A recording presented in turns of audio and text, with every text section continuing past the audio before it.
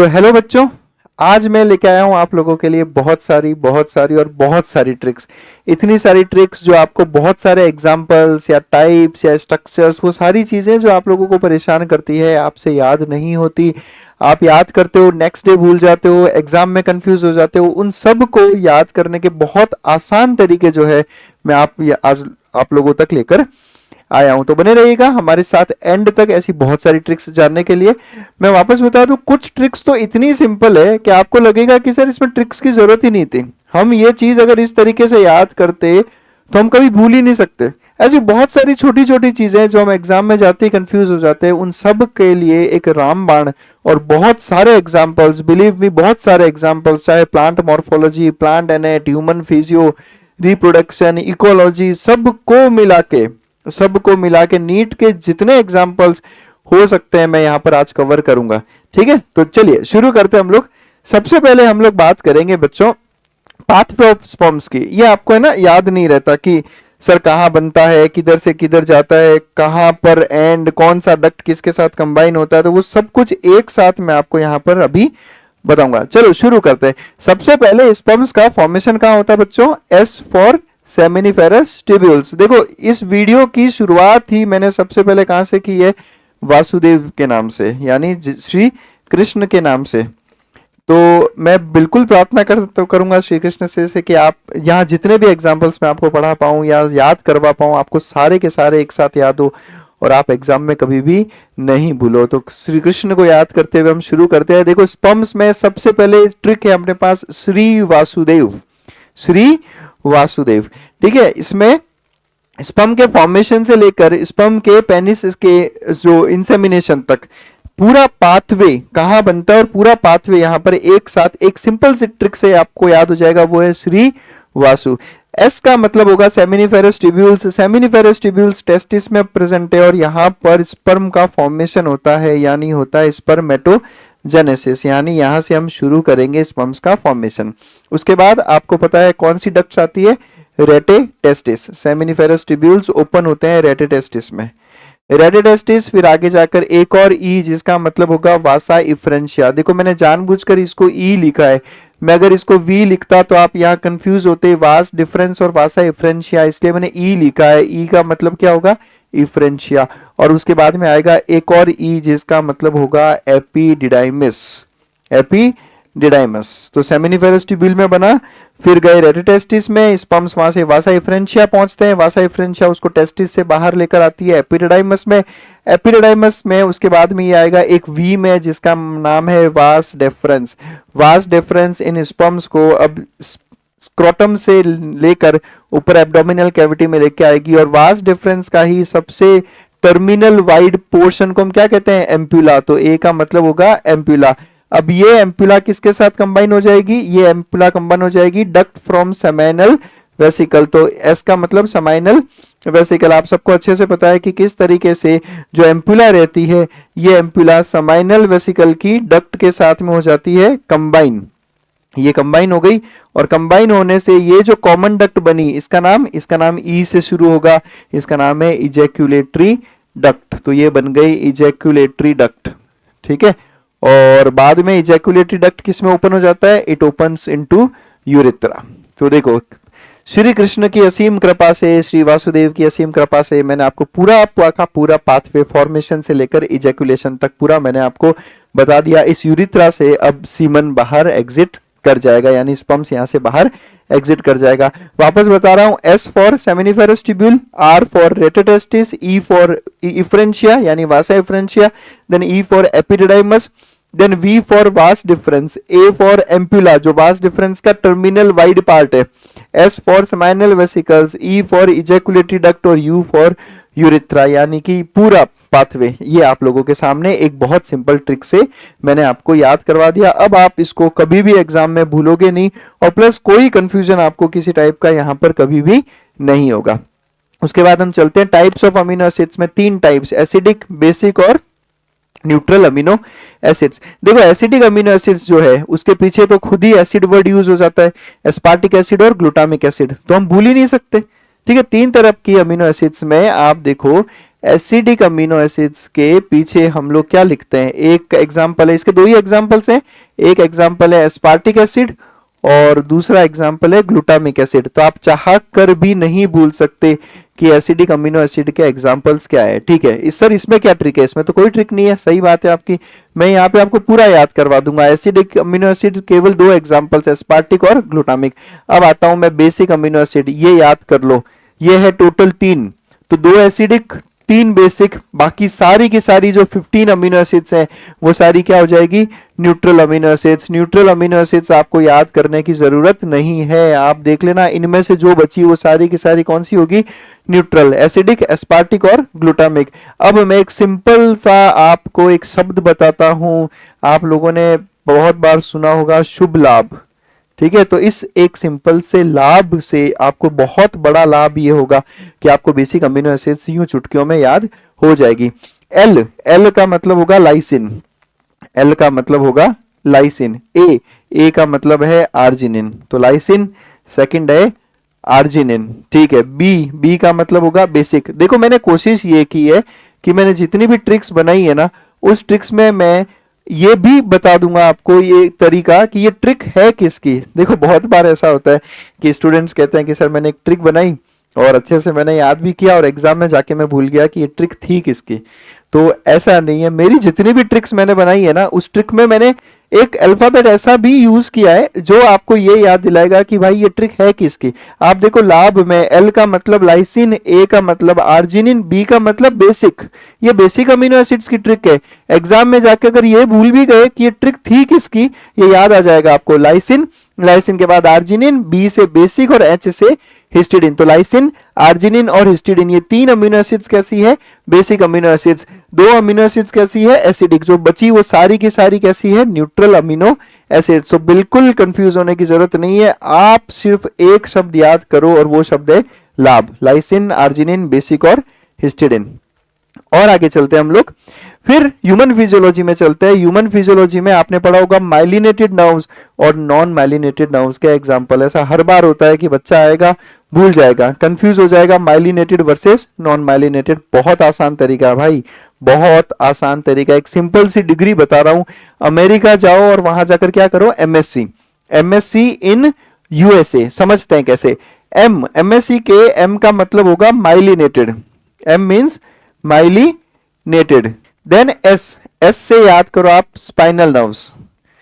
तो myelinated neurons के nerves के एग्जांपल्स में है सबसे पहले स्पाइनल नर्व्स और सी का मतलब होगा क्रेनियल नर्व्स।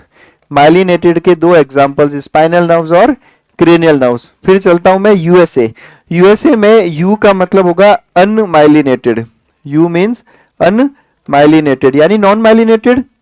और एस का मतलब होगा सोमाटिक नर्वस सिस्टम। याद करो अनमाइलिनेटेड में एग्जांपल्स में लिखा हुआ है सोमाटिक नर्वस सिस्टम और दूसरा एग्जांपल लिखा हुआ है ऑटोनोमस नर्वस सिस्टम। कितना आसान हो गया, देखो बहुत आसान हो गया। आपको क्या याद रखना है? MSc in USA, M for myelinated, S for spinal nerves, C for cranial nerves. तो माइलिनेटेड के 2 एग्जांपल्स स्पाइनल और क्रेनियल नर्व्स और अनमाइलिनेटेड के एग्जांपल्स में सोमाटिक नर्वस सिस्टम और ऑटोनोमस नर्वस सिस्टम। बहुत आसानी से हम लोगों ने याद कर लिए माइलिनेटेड और अनमाइलिनेटेड के एग्जाम्पल्स, कभी कंफ्यूज नहीं हो गए। एग्जाम में जाकर इतना भी याद रख लिया आपने तो आप ये कंफ्यूज तो हो ही नहीं सकते कि सोमाटिक और ऑटोनोमस माइलिनेटेड है या अनमाइलिनेटेड। भाई सब कुछ सामने दिख रहा है। आगे बढ़ते हैं, और बहुत सारी ट्रिक्स है आज, बहुत सारी ट्रिक्स है। इतनी ट्रिक्स है कि आपको लगेगा कि नीट के एग्जाम्पल्स याद करना कोई बहुत बड़ी बात थी नहीं, बस हम परेशान यूं ही होते रहे। Solenocytes, flame cells, protonephridia. बहुत बार एग्जाम में ये क्वेश्चन आ रखा है, नीट के फ्रीक्वेंटली आस्क्ड क्वेश्चंस में से ये है एक। देखो एक चीज बता दूं मैं आपको, प्रोटोनेफ्रीडिया जो स्ट्रक्चर होता है ना, आपने पढ़ा होगा एक्सक्रीटरी और ऑस्मो रेगुलेशन वाला ये स्ट्रक्चर है प्रोटोनेफ्रीडिया। तो ये प्रोटोनेफ्रीडिया में कुछ सेल्स होते हैं जिनको या तो कहते हो आप सोलेनोसाइट्स या फिर कहते हो फ्लेम सेल्स।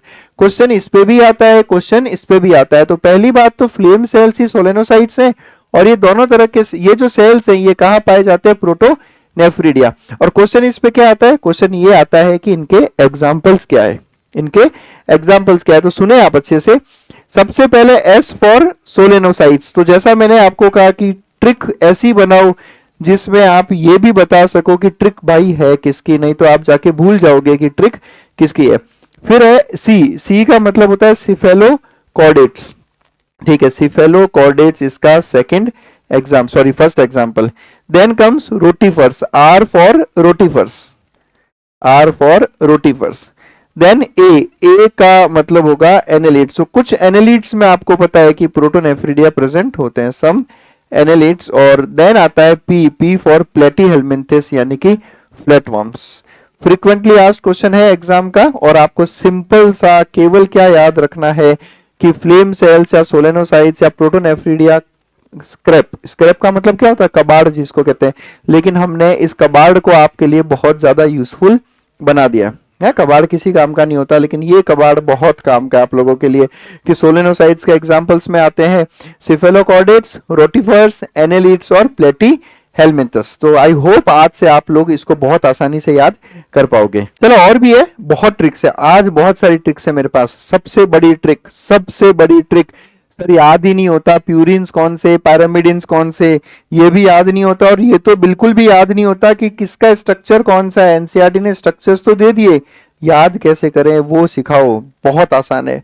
ये स्लाइड देखने के बाद बिलीव मी, आज से आप लोग कभी भी कंफ्यूज नहीं होंगे कि कौन सा स्ट्रक्चर किसका। झटाक से आप पहचान लोगे कि ये पर्टिकुलर स्ट्रक्चर किसका है ना, प्यूरिन्स में भी किसका और पैरामिडिन्स में भी किसका। चलो शुरुआत करते हैं। देखो हमें अच्छे से पता है कि नाइट्रोजनस बेसिस दो टाइप के होते हैं, नाइट्रोजनस बेसिस दो टाइप के होते हैं, एक होते हैं पैरामिडिन्स और दूसरे होते हैं प्यूरिन्स। सबसे पहले तो जो आपको स्ट्रक्चर्स दे रखे हैं, उस स्ट्रक्चर में सबसे पहले आप देखो कि नंबर ऑफ रिंग्स कितनी है। अगर नंबर ऑफ रिंग्स 2 है तो वो प्यूरिन है, और नंबर ऑफ रिंग केवल 1 है तो वो है पैरामिडिन। अब आपके सामने 5 स्ट्रक्चर है, देख लो, इन 3 स्ट्रक्चर्स में सिंगल रिंग है तो ये पैरामिडिन्स है सारे, और इसमें 2 रिंग्स हैं तो ये दोनों क्या है, प्यूरिन्स। ये तो सबसे पहले स्ट्रक्चर पहचानने के लिए 2 रिंग्स वाले प्यूरिन्स और 1 रिंग वाले पैरामिडिन। अब 5 नाइट्रोजनस बेसिस है तो आप सबसे पहले याद करो कट। आप सबसे पहले क्या याद करो, कट, ठीक है। कट में आते हैं हम लोग। कट में सी का मतलब होगा साइटोसिन, यू का मतलब होगा यूरासिल और टी का मतलब होगा थाइमिन। अभी देखना इस ट्रिक से कि ना केवल एग्जांपल्स याद करवाऊंगा, सारे के सारे स्ट्रक्चर्स भी याद कराऊंगा और उनके दूसरे नाम्स भी जो है ना, सारे के सब कुछ याद होगा। अभी आप देखना, आपको सबसे पहले याद करना है कि कट किया मैंने क्या किया, कट, तो एक ही रिंग बची। जब मैंने कट कर दिया तो रिंग कितनी बची, एक ही रिंग बची। एक रिंग किसमें होती है, पैरामिडिन्स में, तो ये सी यू टी तीनों क्या है, पैरामिडिन्स, सबसे पहली बात। और जो बच गया वो है प्यूरिन्स। तो प्यूरिन्स एडिनाइन ग्वानिन, और पैरामिडिन्स हो गए साइटोसिन, यूरासिल और थाइमिन। सबसे पहले तो हो गए एग्जांपल्स, ठीक है। अब आते हैं हम स्ट्रक्चर पे। प्यूरिन्स में पहले तो आपको इसमें से कोई भी स्ट्रक्चर दे रखा होगा, आपको ये देखना है कि 2 रिंग्स है या 1 रिंग है। फिर आपने पहचान लिया कि अच्छा 2 रिंग है, इसका मतलब ये क्या है, प्यूरिन। अब इनमें 2 ही केस हो सकते हैं, या तो वो होगा एडिनाइन या फिर वो होगा ग्वानिन। इसको कैसे पहचानना है, बहुत आसान तरीका, मजा आ जाएगा आपको। देखो इस पूरे स्ट्रक्चर को आप गौर से देखो और आपको फोकस करना है इस पॉइंट पे, आपको फोकस करना है इस पॉइंट पे बस।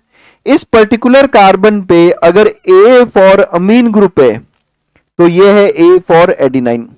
वापस सुनो, प्यूरिन्स सबसे पहले नंबर ऑफ रिंग्स देखो, 2 रिंग्स होगी तो प्यूरिन्स है, या तो एडिनाइन या ग्वानिन।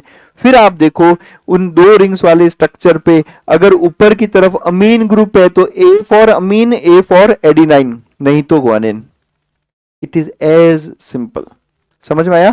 अगर ए फॉर अमीन है तो वो ए फॉर एडिनाइन होगा, नहीं तो वो क्या होगा, ग्वानिन। बाकी डबल रिंग स्ट्रक्चर कोई होते ही नहीं है नाइट्रोजनस बेसिस में, ठीक है। ये हो गया पहचानने का तरीका। तो 2 रिंग्स आएगी, आप बस देखो कि अमीन है या ऑक्सीजन है। अमीन है तो एडिनाइन, अदरवाइज क्या है, ग्वानिन। अब हम चलते हैं, सब पूरा ध्यान से सुनना। इस पैरामिडिन में कट से तुम्हें और क्या क्या याद होगा, केवल एग्जांपल्स नहीं, स्ट्रक्चर भी, फॉर्मेशन भी और उसके दूसरे नाम तक सब कुछ एक सिंपल कट से मैं आपको याद करवा दूंगा। एक कट और सब याद, समझे आप इस बात को। कट को कैसे याद करना है, सी, कट को इधर देखो आप, सबसे पहले आप देखो सी से बनेगा यू और यू से बनेगा टी, समझना इसको अच्छे से। सी से बनाऊंगा यू, यू से बनाऊंगा टी, कट चलेगा। C for cytosine, C for cytosine. आप तो बस ये ध्यान रखो कि जब साइटोसिन का करूंगा डीअमीनेशन, साइटोसिन का क्या होगा, डीअमीनेशन। डीअमीनेशन का मतलब क्या होता है, अमीन ग्रुप का रिमूवल। आप ये देखो, ये साइटोसिन है, साइटोसिन पे अमीन ग्रुप प्रेजेंट है, इस अमीन ग्रुप को हटाऊंगा तो क्या बन जाएगा, यूरासिल। इस अमीन ग्रुप को हटाऊंगा तो क्या बन जाएगा, यूरासिल। आप लोग ध्यान रखें, ये लाइन है एनसीईआरटी की। अगर आप पुरानी वाली एनसीईआरटी खोल के देखोगे तो उसमें एक लाइन लिखा है कि साइटोसिन के डीअमीनेशन से यूरासिल बनता है। मैं भी तो यही याद करवा रहा हूं, साइटोसिन के डीअमीनेशन से यूरासिल बनता है। True false statements, correct incorrect statements कुछ इसी तरीके से बनते हैं और हमें वहां पर याद नहीं रहते। तो सी से यू कैसे बनेगा, सी से यू बनेगा डीअमीनेशन से। आगे चलते हैं हम लोग, और भी बहुत सारी चीजें याद कराऊंगा। फिर जब यू से टी बनाना है तो आप करवाओ मेथिलेशन। मिथाइलेशन करने से यू से क्या बनेगा, टी। देखो यहां पर ये यूरासिल का स्ट्रक्चर, ये थायमिन का स्ट्रक्चर सेम है। फर्क क्या है, यहां पर जुड़ा हुआ है एक मिथाइल ग्रुप 5वें कार्बन पे। 5वें कार्बन पे क्या जुड़ा हुआ है, एक मिथाइल ग्रुप, और इसीलिए ये क्या है, थायमिन। वापस देखो, साइटोसिन के डीअमीनेशन से क्या बनेगा, यूरासिल। यूरासिल के मिथाइलेशन से क्या बनेगा, थायमिन। अब याद करो, बुक्स में लिखा है कि थायमिन का दूसरा नाम क्या है, तो थायमिन का दूसरा नाम है 5 मिथाइल यूरासिल। याद आया, क्वेश्चन भी है नीट का, क्वेश्चन भी है नीट का, तो वो क्वेश्चन भी क्लियर हो गया। थायमिन का दूसरा नाम क्या है, 5 मिथाइल यूरासिल बच्चों। क्यों, क्योंकि यूरासिल के मिथाइलेशन से क्या बनता है, थायमिन। तो CuT लिखो, पहले करवाओ डीअमीनेशन, अमीन ग्रुप रिमूव करवाओ तो क्या बन जाएगा, यूरासिल। और यूरासिल के 5वें कार्बन पर अगर लगा दो कि मिथाइल तो क्या बन जाएगा, थायमिन। तो CuT याद हो गया, साइटोसिन, यूरासिल, थायमिन, डीअमीनेशन, मिथाइलेशन। या अमीन ग्रुप होगा साइटोसिन पे। और प्यूरिन्स कैसे पहचानने, A for adenine, A for amine group, G for guanine. Clear. तो आई होप आप लोग अब इसको बहुत आसानी से याद कर लेंगे। चलिए आगे बढ़ते हम लोग। एपिगाइनस कंडीशन, भाई परेशान हो गए, पेरिगाइनस, हाइपोगाइनस, ठीक है। फिर उसके बाद सुपीरियर ओवरी, इंफीरियर ओवरी, इतनी सारी चीजें और इतने सारे एग्जाम्पल्स कैसे याद करें, कुछ भी याद नहीं करना, कुछ भी याद नहीं करना। आपको याद करना है क्लास 12th के जेनेटिक्स के चैप्टर का एक कंसेप्ट जिसका नाम है GEAC, यानी जेनेटिक इंजीनियरिंग अप्रूवल कमेटी, है ना। आपने पढ़ा होगा इसके बारे में, खुद ये नीट का क्वेश्चन है भाई कि GEAC का फुल फॉर्म क्या होता है, जेनेटिक इंजीनियरिंग अप्रूवल कमेटी। आप समझे इस बात को, 3 कंडीशन होते हैं। मैं केवल एपिगाइनस नहीं, केवल एपिगाइनस नहीं भाई, ये तीनों याद कराऊंगा आपको, हाइपोगाइनस, एपिगाइनस और पेरिगाइनस। ये भी याद कराऊंगा कि इंफीरियर कौन सी है, सुपीरियर कौन सी है, कौन सा केस इंफीरियर सुपीरियर है, और इनके एग्जाम्पल्स भी यहीं पे आज हम लोग याद कर लेंगे। मतलब इस स्लाइड को देखने के बाद आप यहां इस पर्टिकुलर कंसेप्ट में प्लांट मॉर्फोलॉजी के कहीं नहीं अटकने वाले। देखो 3 ही चीजें होती है केवल, आप देखना यहां पर। सबसे पहले मैं लिखता हूं हाइपोगाइनस, ठीक है, हाइपोगाइनस। आप सोच रहे होंगे कि सर इसमें इंफीरियर सुपीरियर का भी बता देते, वो भी बता दूंगा मैं तुम्हें। दूसरा केस क्या है, एपिगाइनस, ठीक है, हाइपोगाइनस, एपिगाइनस। अब इनके मतलब देखो, मैं यहां नहीं बताऊंगा, मतलब तो हम लोग कंसेप्ट्स में ही पढ़ते हैं, यहां सिर्फ एग्जाम्पल्स और चीजें याद कैसे करनी है वो सिखाऊंगा मैं। चलो शुरू करता हूं मैं सबसे पहले पेरिगाइनस कंडीशन के साथ में। सबसे पहले पेरिगाइनस, पेरिगाइनस का स्पेलिंग देखो आप, पेरिगाइनस का स्पेलिंग देखो आप। पेरिगाइनस में सबसे पहले आता है पी, जिसका मतलब होता है प्लम। क्या मतलब है, पी। वापस देखो क्या आ रहा है, पी, तो इसका मतलब सेकंड एग्जांपल क्या है, पीच। फिर क्या आ रहा है, आर, तो इसका मतलब ये एग्जांपल है रोज। पेरिगाइनस में पहले पी का मतलब होगा प्लम, फिर वापस से पी का मतलब होगा पीच, और फिर आर का मतलब होगा रोज। तो पेरिगाइनस के नाम में खुद ही इनके एग्जांपल्स छुपे हैं, प्लम, पीच, रोज, प्लम, पीच, रोज। सबसे पहले पहला अल्फाबेट देखो, पी फॉर प्लम। फिर देखो सेकंड, फर्स्ट और सेकंड अल्फाबेट साथ में, ये देखो पहले देखो पी, तो इसका मतलब होगा प्लम। फिर देखो पी और ई, पी और ई का मतलब क्या होगा, पीच। तीसरा वर्ड क्या है, आर, आर का मतलब हो जाएगा रोज। पेरिगाइनस के एनसीईआरटी में 3 ही एग्जांपल है, प्लम, पीच, रोज, जो आपको इसके नाम में ही इनके एग्जांपल्स छुपे। कहीं नहीं जाना, किसी ट्रिक, किसी निमोनिक की आपको जरूरत नहीं है। खुद नाम चीख चीख के, चिल्ला चिल्ला के कह रहा है कि ये है प्लम, पीच और रोज। चलेगा, आगे बढ़ते हैं। पेरिगाइनस खत्म हुआ, अब बचा है कंफ्यूजन एपिगाइनस और हाइपोगाइनस का। मैं आपको याद करवा देता हूं एपिगाइनस, फिर जो बचेगा आंसर आपको लिखना है हाइपोगाइनस। आपके एनसीईआरटी में जितनी भी फैमिलीज है या फिर नीट में जितनी भी फैमिलीज आपके कोर्स में है, उन फैमिलीज को आप देखना। मैं एंड में उन फैमिलीज को भी लेने वाला हूं आज। मैं एंड में आपको 10 पॉइंट में ये जितनी भी फैमिलीज, एक्स्ट्रा फैमिलीज जो एनटीए ने अपने कोर्स में डाली है, उसको भी साथ में लूंगा। पढ़ाऊंगा नहीं, याद कराऊंगा, कुछ ट्रिक्स बता दूंगा कि भाई ऐसा ऐसा देखना होता है बस, और आपको आपका आंसर मिल जाएगा। समझ रहे हो? पढ़ नहीं रहे, याद कर रहे हैं। मैं बैठ के कंसेप्ट नहीं सिखाने वाला, मैं बैठ के सिर्फ और सिर्फ आपको आज इस वीडियो में ट्रिक्स ही बताऊंगा ताकि आप उन चीजों को याद कर लो। मैं फैमिलीज भी पूरी की पूरी आज यहां पर कंसीडर कर लूंगा। ठीक है, अब मैं चलता हूं जेनेटिक इंजीनियरिंग अप्रूवल कमेटी के पास। ध्यान से सुनना, इस एक ट्रिक में 2 ट्रिक्स छुपी है। इस एक सिंगल ट्रिक में 2 ट्रिक्स छुपी है, मजा आ जाएगा आपको। देखो, जी stands for guava. Ji stands for guava. आज से आप लोग जीईएसी के 2 फुल फॉर्म याद करोगे। पहला जेनेटिक इंजीनियरिंग अप्रूवल कमेटी, और दूसरे में जी का मतलब है गुआवा। सेकंड ई का मतलब होगा एपिगाइनस। देखो बच्चों, वापस बता रहा हूं, ट्रिक ऐसी बनाओ जो आपको ये भी याद दिलाए कि ये ट्रिक है कैसी। एपिगाइनस, इस वर्ड को ध्यान से देखो। एपिगाइनस में मैंने इतना बड़ा आई क्यों लिखा? इसलिए लिखा ताकि आपको ये भी याद रहे कि एपिगाइनस में ओवरी कैसी होती है। एपिगाइनस कंडीशन में इंफीरियर ओवरी। बहुत आसान है। कंफ्यूज होता है बच्चा, हाइपोगाइनस में सुपीरियर होती है क्या, हाइपोगाइनस में इंफीरियर होती है क्या, कैसे याद करें? कुछ याद नहीं करना। एपिगाइनस में आई का मतलब क्या है? इंफीरियर। हाइपोगाइनस में आई नहीं आता, हाइपोगाइनस में आई नहीं आता, आई आता है एपिगाइनस में। याद करवाएगा आपको कि एपिगाइनस खुद याद करवा रहा है आपको कि उसके पास ओवरी कैसी है, इंफीरियर ओवरी रहेगी। चलो आगे बढ़ते। अब एग्जांपल की बात करूं अगर मैं, तो चाहे एपिगाइनस के एग्जांपल पूछे या इंफीरियर ओवरी के एग्जांपल पूछे, सब कुछ जेनेटिक इंजीनियरिंग अप्रूवल कमेटी चीख चीख कर, चिल्ला चिल्ला कर आपको बता रहा है। फिर आता है ए का मतलब है एस्टेरेसी फैमिली। ए का मतलब एस्टेरेसी फैमिली। याद करो, सनफ्लावर फैमिली। एनसीईआरटी के एग्जांपल्स खोल के देख लेना आज आप लोग, यही एग्जांपल्स दे रखे हैं। और लास्ट में सी का मतलब होगा क्यूक्यूम्बर। सी का मतलब क्या है? क्यूक्यूम्बर। तो यानी कि एपिगाइनस कंडीशन या इंफीरियर ओवरी गुआवा, क्यूक्यूम्बर और एस्टेरेसी फैमिली में ही मिलेगी। मैं ये नहीं कह रहा कि बाकी किसी फैमिली में नहीं होती, पर आपके कोर्स में जितनी भी फैमिलीज है, एनटीए ने जितनी दी है, एंड में लूंगा मैं वो सब। आप खोल के देख लेना सारी फैमिलीज को, हर जगह पे सुपीरियर ओवरी लिखा मिलेगा। सिर्फ एस्टेरेसी फैमिली इकलौती फैमिली है। फॉर्मूलाज देख लेना, एंड में दिखाऊंगा मैं आपको, देखना वहां पर इंफीरियर ओवरी केवल और केवल एस्टेरेसी फैमिली में है, बाकी किसी भी फैमिली में इंफीरियर ओवरी है ही नहीं।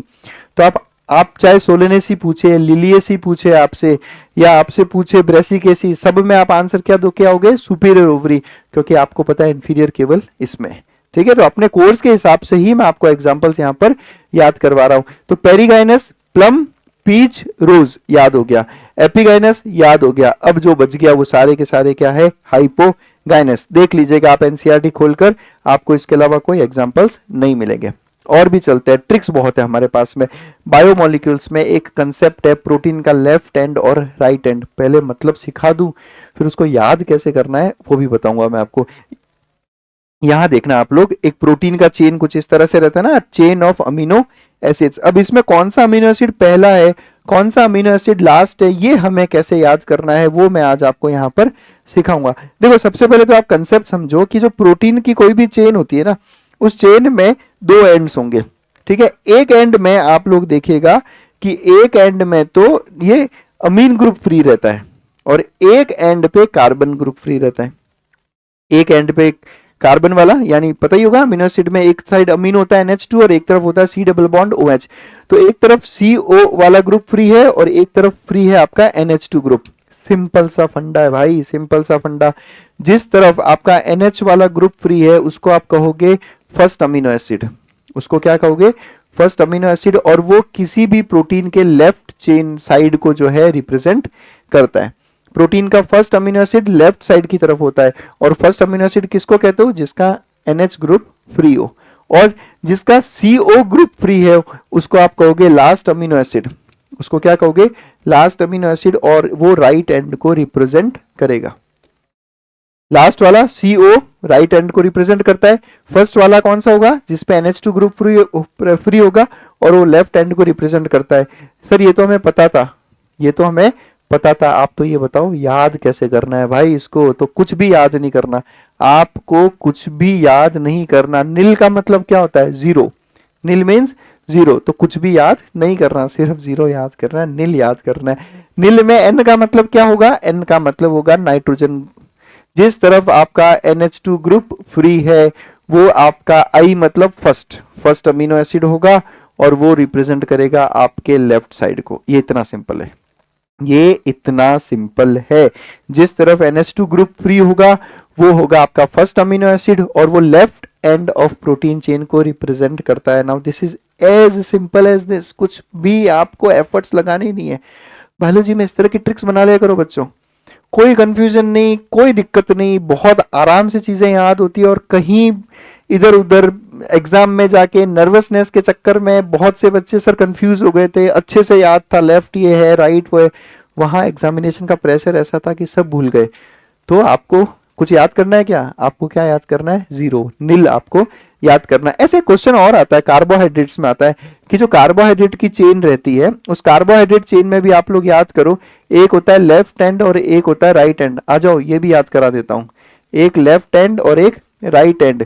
याद करो, राइट एंड होता है रिड्यूसिंग, राइट एंड कैसा होता है? रिड्यूसिंग। और लेफ्ट एंड कैसा होता है? लेफ्ट एंड होता है नॉन रिड्यूसिंग। ठीक है सर, ये तो आपने बताया, ये तो आपने बताया, ये आपने याद कहाँ करवाया? अभी करवा रहा हूं भाई, ये देखो तुम, अभी याद करवा रहा हूं। R for right, R for reducing, R for right, R for reducing. हो गया याद? कुछ चीजें इतने सिंपल तरीके से याद हो जाती है कि आपको ज्यादा दिमाग लगाना नहीं पड़ता। दो ends, right for reducing, right side में रिड्यूसिंग एंड, लेफ्ट साइड में नॉन रिड्यूसिंग एंड, बस। और प्रोटीन को आप इस तरीके से याद कर सकते हो। चलो, आई होप आप लोगों को मजा आ रहा होगा इन सब चीजों में। ठीक है, और भी बहुत ट्रिक्स है भाई, अभी तो शुरू हुआ है गेम, अभी गेम शुरू हुआ है, बने रहना एंड तक। आपको इतनी सारी ट्रिक्स बताऊंगा, आपको लगेगा कि सर कौन सा चैप्टर छोड़ा है आपने। कोई भी चैप्टर नहीं छोड़ेंगे, आज सबके ट्रिक्स याद कर डालेंगे, सबके एग्जाम्पल्स हम मैक्सिमम जो है याद कर लेंगे। फिर बच्चे पूछते हैं सर ग्रेनुलोसाइट्स कौन से हैं, ग्रेनुलोसाइट्स कौन से हैं, हमें याद नहीं होते। WBCs के दो टाइप्स, इसमें मैं ट्रिक नहीं बताऊंगा आपको, मैं इसमें आपको ट्रिक नहीं बताऊंगा आपको, मैं इसमें एक ऐसी चीज बता दूंगा तो आप लोगों को लगेगा कि सर ये तो हमें पता थी, ये हमें पता थी, पर हम इसको कभी इस नजरिए से देखे ही नहीं कि हम इसको याद कर पाए। समझना अच्छे से, WBCs की बात करता हूं मैं। WBCs आपने पढ़ा दो टाइप के होते हैं, ग्रेनुलोसाइट्स और अग्रेनुलोसाइट्स। आपको इसमें बच्चों किसी ट्रिक की जरूरत नहीं है। ग्रेनुलोसाइट्स ऐसे सेल्स जिसमें ग्रेन्यूल्स प्रेजेंट हो, ऐसे सेल्स जिसमें ग्रेन्यूल्स प्रेजेंट हो, वो क्या कहलाते हैं? ग्रेनुलोसाइट। देखना अच्छे से, बस इस चीज को समझ लेना, आपको ट्रिक की जरूरत पड़ेगी नहीं। जिसके ग्रेन्यूल्स प्रेजेंट हो वो ग्रेनुलोसाइट्स, और जिसमें ग्रेन्यूल्स नहीं होते वो क्या होते हैं? अग्रेनुलोसाइट। जैसा आपको नाम से भी समझ में आ रहा होगा। अब ये ग्रेन्यूल्स प्रेजेंट कहाँ है? तो ग्रेन्यूल्स प्रेजेंट होते हैं साइटोप्लाज्म में। ग्रेन्यूल्स कहाँ प्रेजेंट होते हैं? साइटोप्लाज्म में। अब जो समझा रहा हूं उस बात को ध्यान से सुनना। आपको लगेगा कि सर इसमें तो ट्रिक की जरूरत थी नहीं, फिर हम क्यों इसको कभी याद नहीं कर पाए। ध्यान से देखना, साइटोप्लाज्म में जो ग्रेन्यूल्स प्रेजेंट होते हैं ग्रेनुलोसाइट्स के, उनको अगर माइक्रोस्कोप के नीचे देखना है आपको तो उनको स्टेन करना पड़ता है। क्या करना पड़ता है? स्टेन करना पड़ता है। अगर ग्रेन्यूल्स एसिडिक डाई, अगर ग्रेन्यूल्स एसिडिक डाई एब्जॉर्ब करते हैं तो कहलाते हैं एसिडोफिल्स। अगर ग्रेन्यूल्स बेसिक डाई एब्जॉर्ब करेंगे तो क्या कहलाएंगे? बेसोफिल्स। और अगर ग्रेन्यूल्स न्यूट्रल हैं किसी भी डाई के लिए तो वो क्या कहलाएंगे? न्यूट्रोफिल्स। अब आप कहोगे सर हमें तो ये पता था, आप तो ये बताओ एग्जाम्पल कैसे याद करने हैं। तो भाई एग्जाम्पल याद करने की जरूरत क्या है? ये एसिडिक डाई कौन ले रहा है? ग्रेन्यूल्स। बेसिक डाई कौन ले रहा है? ग्रेन्यूल्स। न्यूट्रल कौन है? Granules. Acidic granules, basic granules, neutral granules, तो ग्रेनुलोसाइट ही हुआ ना। अलग से क्यों याद करना है आपको? आपको तो बस ये ध्यान रखना है कि कौन से ग्रेन्यूल्स कौन सी डाई को एब्जॉर्ब करते हैं, उस हिसाब से हमने उनकी नेमिंग की है। Acidophils acidic granules, basophils basic granules. Granules डाइस्टेन हो रहा है तो ग्रेनुलोसाइट ही होगा ना, आपको अलग से कहाँ याद करने की उसकी जरूरत पड़ती है। और अग्रेनुलोसाइट्स के आप लोग याद करो, दो ही एग्जाम्पल अब जो बच गए वो इनके एग्जाम्पल्स है, लिम्फोसाइट्स और मोनोसाइट्स। तो बताओ मुझे, क्या आपको कभी भी इस ट्रिक की जरूरत थी? आपको इस ट्रिक की जरूरत थी नहीं, आपने भी ये सब चीजें पढ़ी है पर आप उसको रिलेट नहीं कर पाए कभी साथ में, है ना, कि सर इसको याद कैसे करना है। Acidic granules granulocyte, basic granules granulocyte, neutral granules granulocytes, जो बच गए वो अग्रेनुलोसाइट्स, लिम्फोसाइट्स और मोनोसाइट। चलो अब आप सोच रहे होंगे कि सर वो भी याद करवा दो, कौन सबसे ज्यादा, कौन सबसे कम, कौन किससे कम, कौन उस किससे ज्यादा, वो भी याद कराऊंगा मैं, वो भी याद कराऊंगा, वो भी ट्रिक आज इसी वीडियो में शामिल है। आज मैं आपको बहुत कुछ याद करवाऊंगा, बहुत कुछ। देखो यूरिकोटैलिक ऑर्गेनिजम्स के एग्जांपल्स हमें याद करवाने हैं। अब यूरिकोटैलिक ऑर्गेनिजम्स के एग्जांपल्स याद करने के लिए आपको कुछ एक्स्ट्रा याद नहीं करना है, आपको सिर्फ प्लांट्स को जाके या एल्गी को जाके पूछना है कि कौन सा एंजाइम यूज करते हो फोटोसिंथेसिस के लिए। सबको पता है एंजाइम कौन सा है, रूबिस्को। इस रूबिस्को का आज मैं आप लोगों को एक नया फुल फॉर्म बता देता हूं ताकि आप यूरिकोटैलिक ऑर्गेनिजम्स के एग्जांपल्स याद कर पाओ। देखो यार ध्यान से देखना, R for reptiles, R for reptiles, U for uricotelic, ठीक है। ट्रिक ऐसी बनाओ जो खुद कह दे कि मैं ट्रिक किसकी हूं, नहीं तो एग्जाम में जाकर कंफ्यूज हो जाता है, सारा मिक्स हो जाता है, खिचड़ी बन जाती है कि ट्रिक किसकी है। बी फॉर है birds, reptiles birds. I for है इंसेक्ट्स। अब इंसेक्ट्स ऑब्वियसली कौन से होंगे, टेरेस्ट्रियल। इंसेक्ट्स कौन से होंगे, टेरेस्ट्रियल। भाई इतनी अक्कल तो हम भी लगा लेंगे ना कि सर एक्वाटिक वाले तो क्या हो जाएंगे, अमोनोटेलिक, बहुत सारा पानी है, बहुत सारा पानी है तो अमोनिया एक्सक्रीट कर सकते हैं। और एस फॉर होता है स्नेल्स, याद करो, लैंड स्नेल्स एनसीईआरटी में लिखा है। आई मीन ये जिन एग्जांपल्स में हो गया याद। Reptiles, uricotelic organisms, B for birds, I for insects, कौन से, terrestrial insects, S for snails. इतने एग्जांपल्स है यूरिकोटैलिक के, और ये इतना आसान था इसको याद करना, कुछ भी अलग दिमाग नहीं लगाना। अमोनोटेलिक जो एक्वाटिक होंगे, और बच गए कौन से, यूरियोटेलिक जो आपको अच्छे से पता है। ये याद करने में दिक्कत होती है। तो आई होप आप लोगों को रूबिस्को एंजाइम जो photosynthesis, Calvin cycle, C4 cycle में आप पढ़ते हो, ये रूबिस्को आपको यूरिकोटैलिक ऑर्गेनिजम्स के एग्जांपल्स भी इजीली याद करवा पाएगा। नेक्स्ट बात करते हैं सिंपल स्क्वेमस एपिथेलियम की, कि सिंपल स्क्वेमस एपिथेलियम के एग्जांपल्स क्या क्या है, कहां कहां पर प्रेजेंट होते हैं, उसको भी याद कराते हैं। आपको सिर्फ और सिर्फ क्या याद करना है, बीम्स। आपको केवल क्या याद करना है, बीम्स। बीम्स का मतलब समझो आप, बी का मतलब होगा बोमेन्स कैप्सूल। याद करो बोमेन्स कैप्सूल, जहां पर अल्ट्रा फिल्ट्रेशन होता है, वहां अल्ट्रा फिल्ट्रेशन किसकी वजह से होता है, सिंपल स्क्वेमस एपिथेलियम की वजह से। नेक्स्ट है E is for endothelium. Blood vessels की सबसे अंदर वाली लेयर ट्यूनिका इंटीमा में एपिथेलियम कौन सी होती है, एंडोथेलियम। नेक्स्ट है ए स्टैंड्स फॉर एल्वियोलाई, जहां पर होता है गैसियस एक्सचेंज। और नेक्स्ट है एम का मतलब होगा मीजोथेलियम। मीजोथेलियम आप सबको पता है। अब इस मीजोथेलियम से आप याद करो, मीजोथेलियम के जो टाइप्स होते हैं, यानी कि आप चाहे बात करो अभी पेरिटोनियम की, ठीक है, या फिर आप बात करो पेरिकार्डियम की, ठीक है, और देखते हैं हम लोग, और ल्यूरा की, ये सारे के सारे किसके अंडर आते हैं, ये सब आते हैं मीजोथेलियम के अंडर। तो जब मीजोथेलियम ही सिंपल स्क्वेमस है तो ये सब भी कैसे होंगे, सिंपल स्क्वेमस एपिथेलियम। और एस का मतलब होता है सिंपल स्क्वेमस एपिथेलियम। कैसा लगा। B for Bowman's capsule, E for endothelium, A for alveoli और M for mesothelium, S for simple squamous epithelium. तो बीम्स सफिशिएंट है आपको सिंपल स्क्वेमस एपिथेलियम के एग्जांपल्स याद करवाने के लिए, चाहे अल्ट्रा फिल्ट्रेशन हो किडनी में या गैसियस एक्सचेंज हो लंग्स में, दोनों जगह पर केवल और केवल कौन इन्वॉल्व है, सिंपल स्क्वेमस एपिथेलियम। इसलिए याद करो सिंपल स्क्वेमस एपिथेलियम में आपने उसके दो फंक्शंस लिखे हुए हैं, एक लिखा है फिल्ट्रेशन और एक लिखा है डिफ्यूजन। आगे बढ़ते हैं हम लोग सिंपल स्क्वेमस एपिथेलियम के बाद में सबसे ज्यादा पूछा जाने वाला सवाल, और फिर भी हम उसको बार बार गलत करके आते हैं, भूल जाते हैं, आपकी गलती नहीं है, भूल जाते हैं। आप देखना है क्वेश्चन कितनी बार एग्जाम में आ रखा है, फ्रीक्वेंटली आस्क्ड क्वेश्चन है ये, PYQ है और फ्रीक्वेंटली आस्क्ड क्वेश्चन है। सिंपल सा आपको ये याद करना है कि आपका जो साइटोप्लाज्म का जो कॉम्पोजिशन है और जो कंटेंट है उसमें सबसे ज्यादा क्या है और सबसे कम क्या है। आपको सिर्फ क्या याद करना है, आपको याद करना है HP न्यूक्लियाई। क्या याद करना है, HP न्यूक्लियाई। और आपको इससे याद हो जाएगा सीक्वेंस। क्या याद होगा, सीक्वेंस। कैसे, मैं बताता हूं आपको। स्टार्ट करता है H से, H का मतलब होगा H2O यानी वाटर सबसे ज्यादा है। फिर आता है P का मतलब है प्रोटीन्स, सबसे ज्यादा है वाटर, उसके बाद में है प्रोटीन्स। फिर आता है N और U, इसका मतलब है न्यूक्लिक एसिड्स, न्यूक्लिक एसिड्स। उसके बाद में आएगा सी, सी का मतलब होगा कार्बोहाइड्रेट्स, शॉर्ट में मैं कार्ब्स लिख देता हूं। फिर आएगा एल, एल का मतलब होगा लिपिड्स। और फिर आएगा ई आई, ई आई का मतलब होता है electrolytes and ions, electrolytes and ions. अब देख लो आप, आपके सामने वो टेबल है, एनसीईआरटी की टेबल भी साथ में इसलिए लेके आया हूं मैं ताकि मैं अपने आप को प्रूव कर सकूं कि भाई सीक्वेंस यही रहेगा। सबसे ज्यादा देखो क्या है, सबसे ज्यादा है H फॉर वाटर, H2O। उसके बाद में है प्रोटीन्स, ये देख लो आप HP, ठीक है। उसके बाद में न्यूक्लिक एसिड्स, ये लो थर्ड नंबर पे न्यूक्लिक एसिड, दूसरे पे प्रोटीन्स, यहां लिख देता हूं मैं, एक सेकेंड रुक जाओ। आज बहुत सारी ट्रिक्स है मेरे पास। सबसे पहले नंबर पे कौन है देख लो, H2O यानी H। दूसरे नंबर पे प्रोटीन्स, P फॉर प्रोटीन्स। तीसरे नंबर पे न्यूक्लिक एसिड्स, ये रहा। चौथे नंबर पे कार्बोहाइड्रेट्स, देख लो ये रहा चौथे नंबर पे कार्बोहाइड्रेट।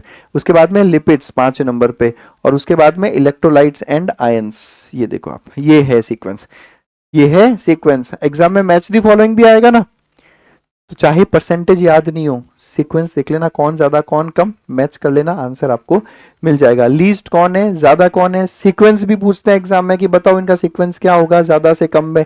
सीधा सीधा आपको क्या याद करना है, HP nuclei, high power nuclei. चलो आगे बढ़ते हैं, और भी है मेरे पास। सबसे टफ पड़ता है human evolution. Sir human evolution की सीक्वेंस याद करवा दो, कैसे इन्हें याद करें।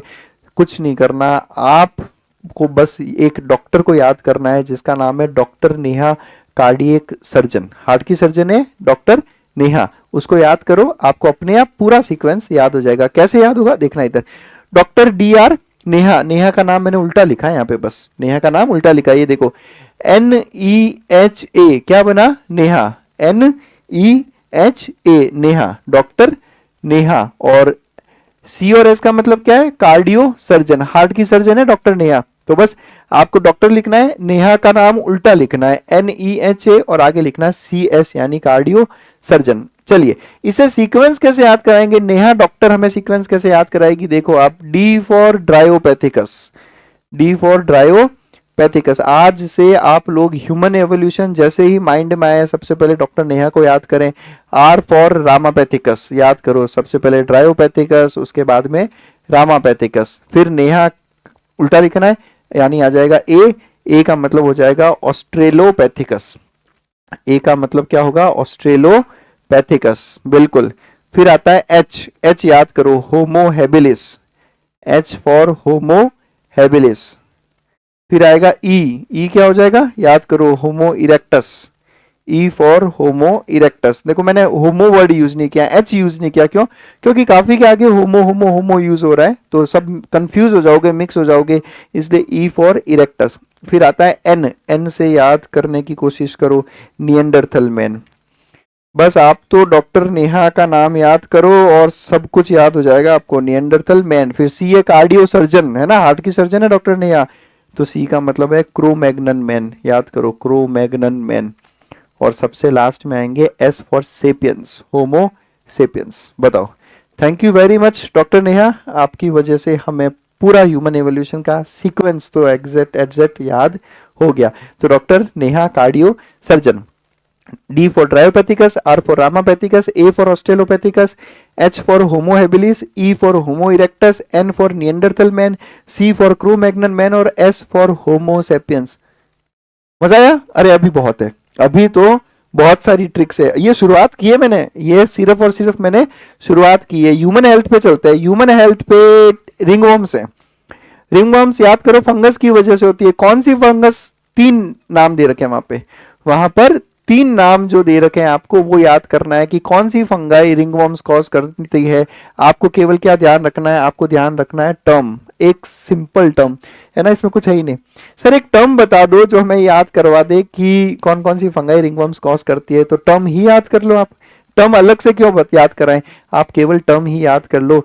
टी का मतलब है ट्राइकोफाइटोन, ट्री का मतलब क्या है, ट्राइकोफाइटोन। ई का मतलब क्या है, ई का मतलब है एपिडर्मोफाइटोन, एपिडर्मोफाइटोन।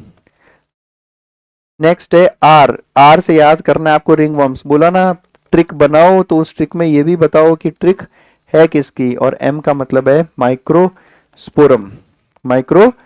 स्पोरम, बस देख लो ये 3 ही है। कौन कौन? Trichophyton, T for trichophyton, E for epidermophyton, R for ringworms और एम फॉर माइक्रोस्पोरम। ये 3 जो है, ये तीनों की वजह से होता है रिंगवर्म्स। ये तीनों ही फंगाई है। क्लियर? याद हो जाएगा, बहुत आसान है टर्म। आगे बढ़ते हैं। अभी तो बहुत है भाई, अभी तो शुरुआत की है, अभी तो एनिमल किंगडम, प्लांट किंगडम सब आएंगे, सबके सब आएंगे। यूरोकॉर्डेट बहुत सिंपल से ऑर्गेनिज्म, साधु लोग है। यूरोकॉर्डेट्स क्या है? साधु लोग, सिंपल सा लाइफ है, साधु की तरह जीते हैं। तो यूरोकॉर्डेट्स माइंड में आते ही आपके माइंड में आना चाहिए साधु। क्या याद आएगा? साधु। और ये साधु आपको सारे एग्जाम्पल जो है याद करवा देगा, चाहे वो एनसीईआरटी के अंदर है या नहीं है, सारे के सारे। चले शुरू करते हैं। एस फॉर सबसे पहला एग्जाम्पल है साल्पा। ए इज एसिडिया, तो साल्पा एसिडिया, ठीक है। D for Doliolum, D for doliolum. H for Herdmania. आप सोच रहे होंगे कि सर कुछ एग्जांपल्स एनसीईआरटी में नहीं है। अरे कोई बात नहीं भाई, याद कर लो, क्या दिक्कत है? जब इतना आसानी से याद हो रहा है तो क्या दिक्कत है? करना ही क्या है, आंख बंद करके। शुरुआत किससे की तुमने इस वीडियो की? शुरुआत की तुम लोगों ने श्री वासुदेव से। अब तो साधु ही याद करना है भाई, साधु। S for salpa, A for ascidia, D for doliolum, H for herdmania और यू फॉर यूरोकॉर्डेट्स। बोला ना, ट्रिक में आना चाहिए कि ट्रिक किसका है? साधु। सारे के सारे एग्जांपल्स यूरोकॉर्डेट्स के सिर्फ आपको साधु से याद हो जाएंगे। अभी बहुत है, अभी बहुत है। रेस्पिरेटरी वॉल्यूम सर नहीं याद रहती, हमें याद नहीं रहती उनका वॉल्यूम कितना है। हमें बस इतना याद है कि एक 500 है, एक 1000 1100 है, एक 1100 1200 और एक है 2500। एग्जाम में जाकर ये इतनी मिक्स हो जाती है वॉल्यूम्स का, हमें ये याद नहीं रहता कि कौन सा वैल्यू किसका है। कुछ नहीं याद करना, आपको सिर्फ और सिर्फ तेरी याद करना है। क्या याद करना है? तेरी। तेरी, तेरी कंसेप्ट है ये। कैसी कंसेप्ट है? तेरी, मेरी नहीं। किसकी कंसेप्ट? तेरी। इसको तो इतना प्यार से याद कराऊंगा आपको। टी का मतलब होता है टाइडल वॉल्यूम, सुनना अभी कैसे याद होगा। ई का मतलब होगा एक्सपायरेटरी रिजर्व वॉल्यूम, आर का मतलब होगा रेजिडुअल वॉल्यूम और आई का मतलब होगा आईआरवी वॉल्यूम। सर कुछ भी बता रहे हो क्या? कुछ भी बता रहे हो क्या? इससे फायदा क्या हुआ मुझे? अरे इससे फायदा हुआ, तुम सुनो तो सही। ये इसका सीक्वेंस है, ये इसका असेंडिंग ऑर्डर है, स्लोवेस्ट वॉल्यूम से लेकर हाईएस्ट, मिनिमम से मैक्सिमम। सबसे कम टाइडल वॉल्यूम। याद करो, वो जो 4 वॉल्यूम्स आपने याद की, उसमें सबसे कम क्या थी? 500 ml। इतना तो याद होता है ना। फिर क्या थी? 1000 से 1100।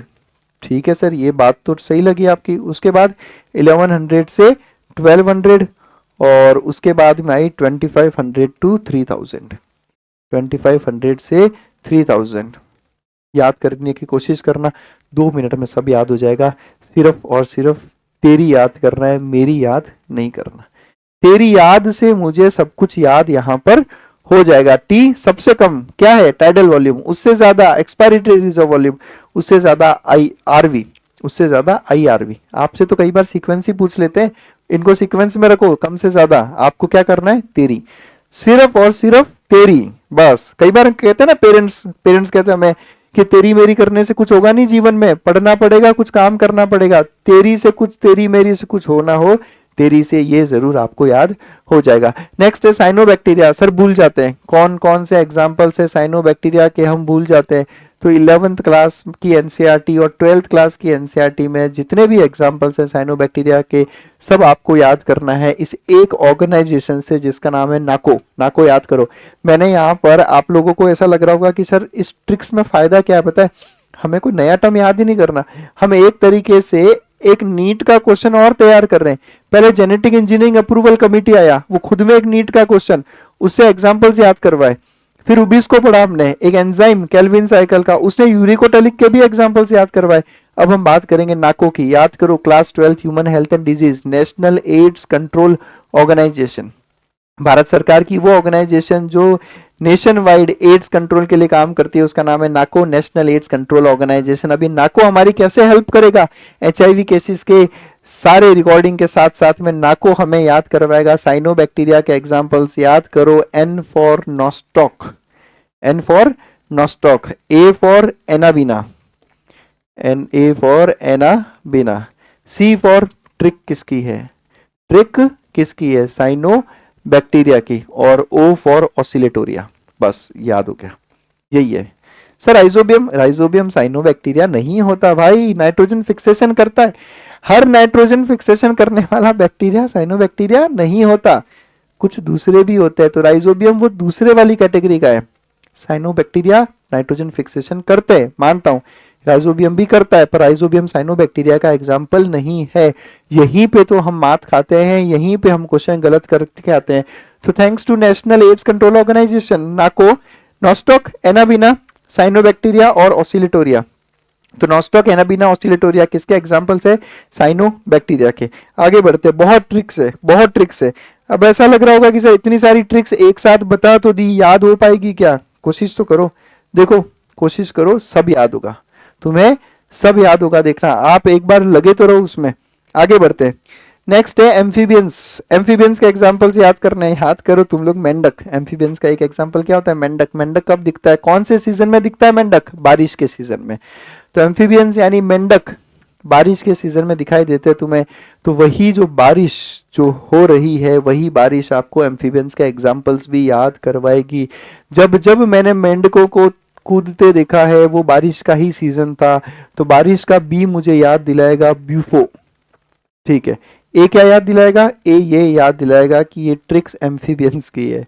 हम एग्जाम में जाके यही भूल जाते हैं कि भाई ट्रिक्स है किसकी। फिर आता है आर।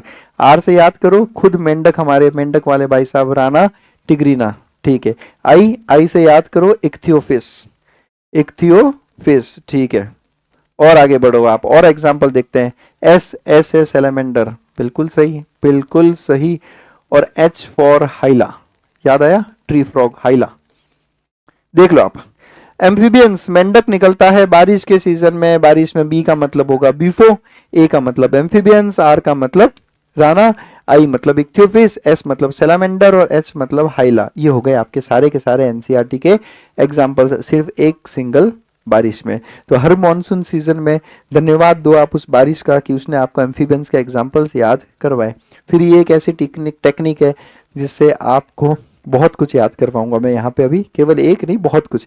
देखना, thanks to State Bank of India. SBI का नाम किसने नहीं सुना होगा? आप में से बहुत लोगों के अकाउंट भी होंगे। क्या आपने सोचा कभी कि एसबीआई आपको किस तरीके से बायोलॉजी में कुछ ट्रिक्स याद करने में मदद करेगा? बताता हूं मैं आपको कैसे, पर उसके लिए मुझे इसके पीछे का बैकग्राउंड आपको समझाना पड़ेगा। हीमोग्लोबिन में दो चेन्स होती है, सबको पता है, एक अल्फा चेन और एक बीटा चेन। अल्फा चेन जिस जीन से बनती है वो जीन प्रेजेंट होता है क्रोमोसोम नंबर 16 पे, और बीटा चेन जिस जीन से बनती है वो होता है क्रोमोसोम नंबर 11 पे। सबसे पहले तो ये याद करना है कि किसका जीन कौन से क्रोमोसोम पर प्रेजेंट है, 16 पे कौन सा और 11 पे कौन सा है, और फिर याद करना है उससे एसोसिएटेड बीमारियां। याद करो, बीटा चेन की एक दिक्कत, सिकल सेल एनीमिया। जब बीटा चेन में सब्स्टिट्यूशन म्यूटेशन हो जाता है तो कौन सी डिजीज होती है? Sickle cell anaemia. अब याद करो आप स्टेट बैंक ऑफ इंडिया को। S for sickle cell anaemia, S for sickle cell anaemia, B for beta chain, B for beta chain, और आई इज 1 देखो क्या है, chromosome number 11 beta, chromosome number 16 alpha. तो ये रिप्रेजेंट करा है 1 को, यानी 1 और 1 बीटा और 16 अल्फा। अब याद करो, sickle cell anaemia beta chain की वजह से होता है, और बीटा चेन का जीन कौन से क्रोमोसोम पे प्रेजेंट है? Chromosome number 11। दो चीजें याद हुई कि नहीं हुई? पहला, सिकल सेल एनीमिया किसके चेन का प्रॉब्लम है? वो है बीटा चेन का, प्लस बीटा चेन कौन का जीन कौन से क्रोमोसोम पे प्रेजेंट है? Chromosome number 11।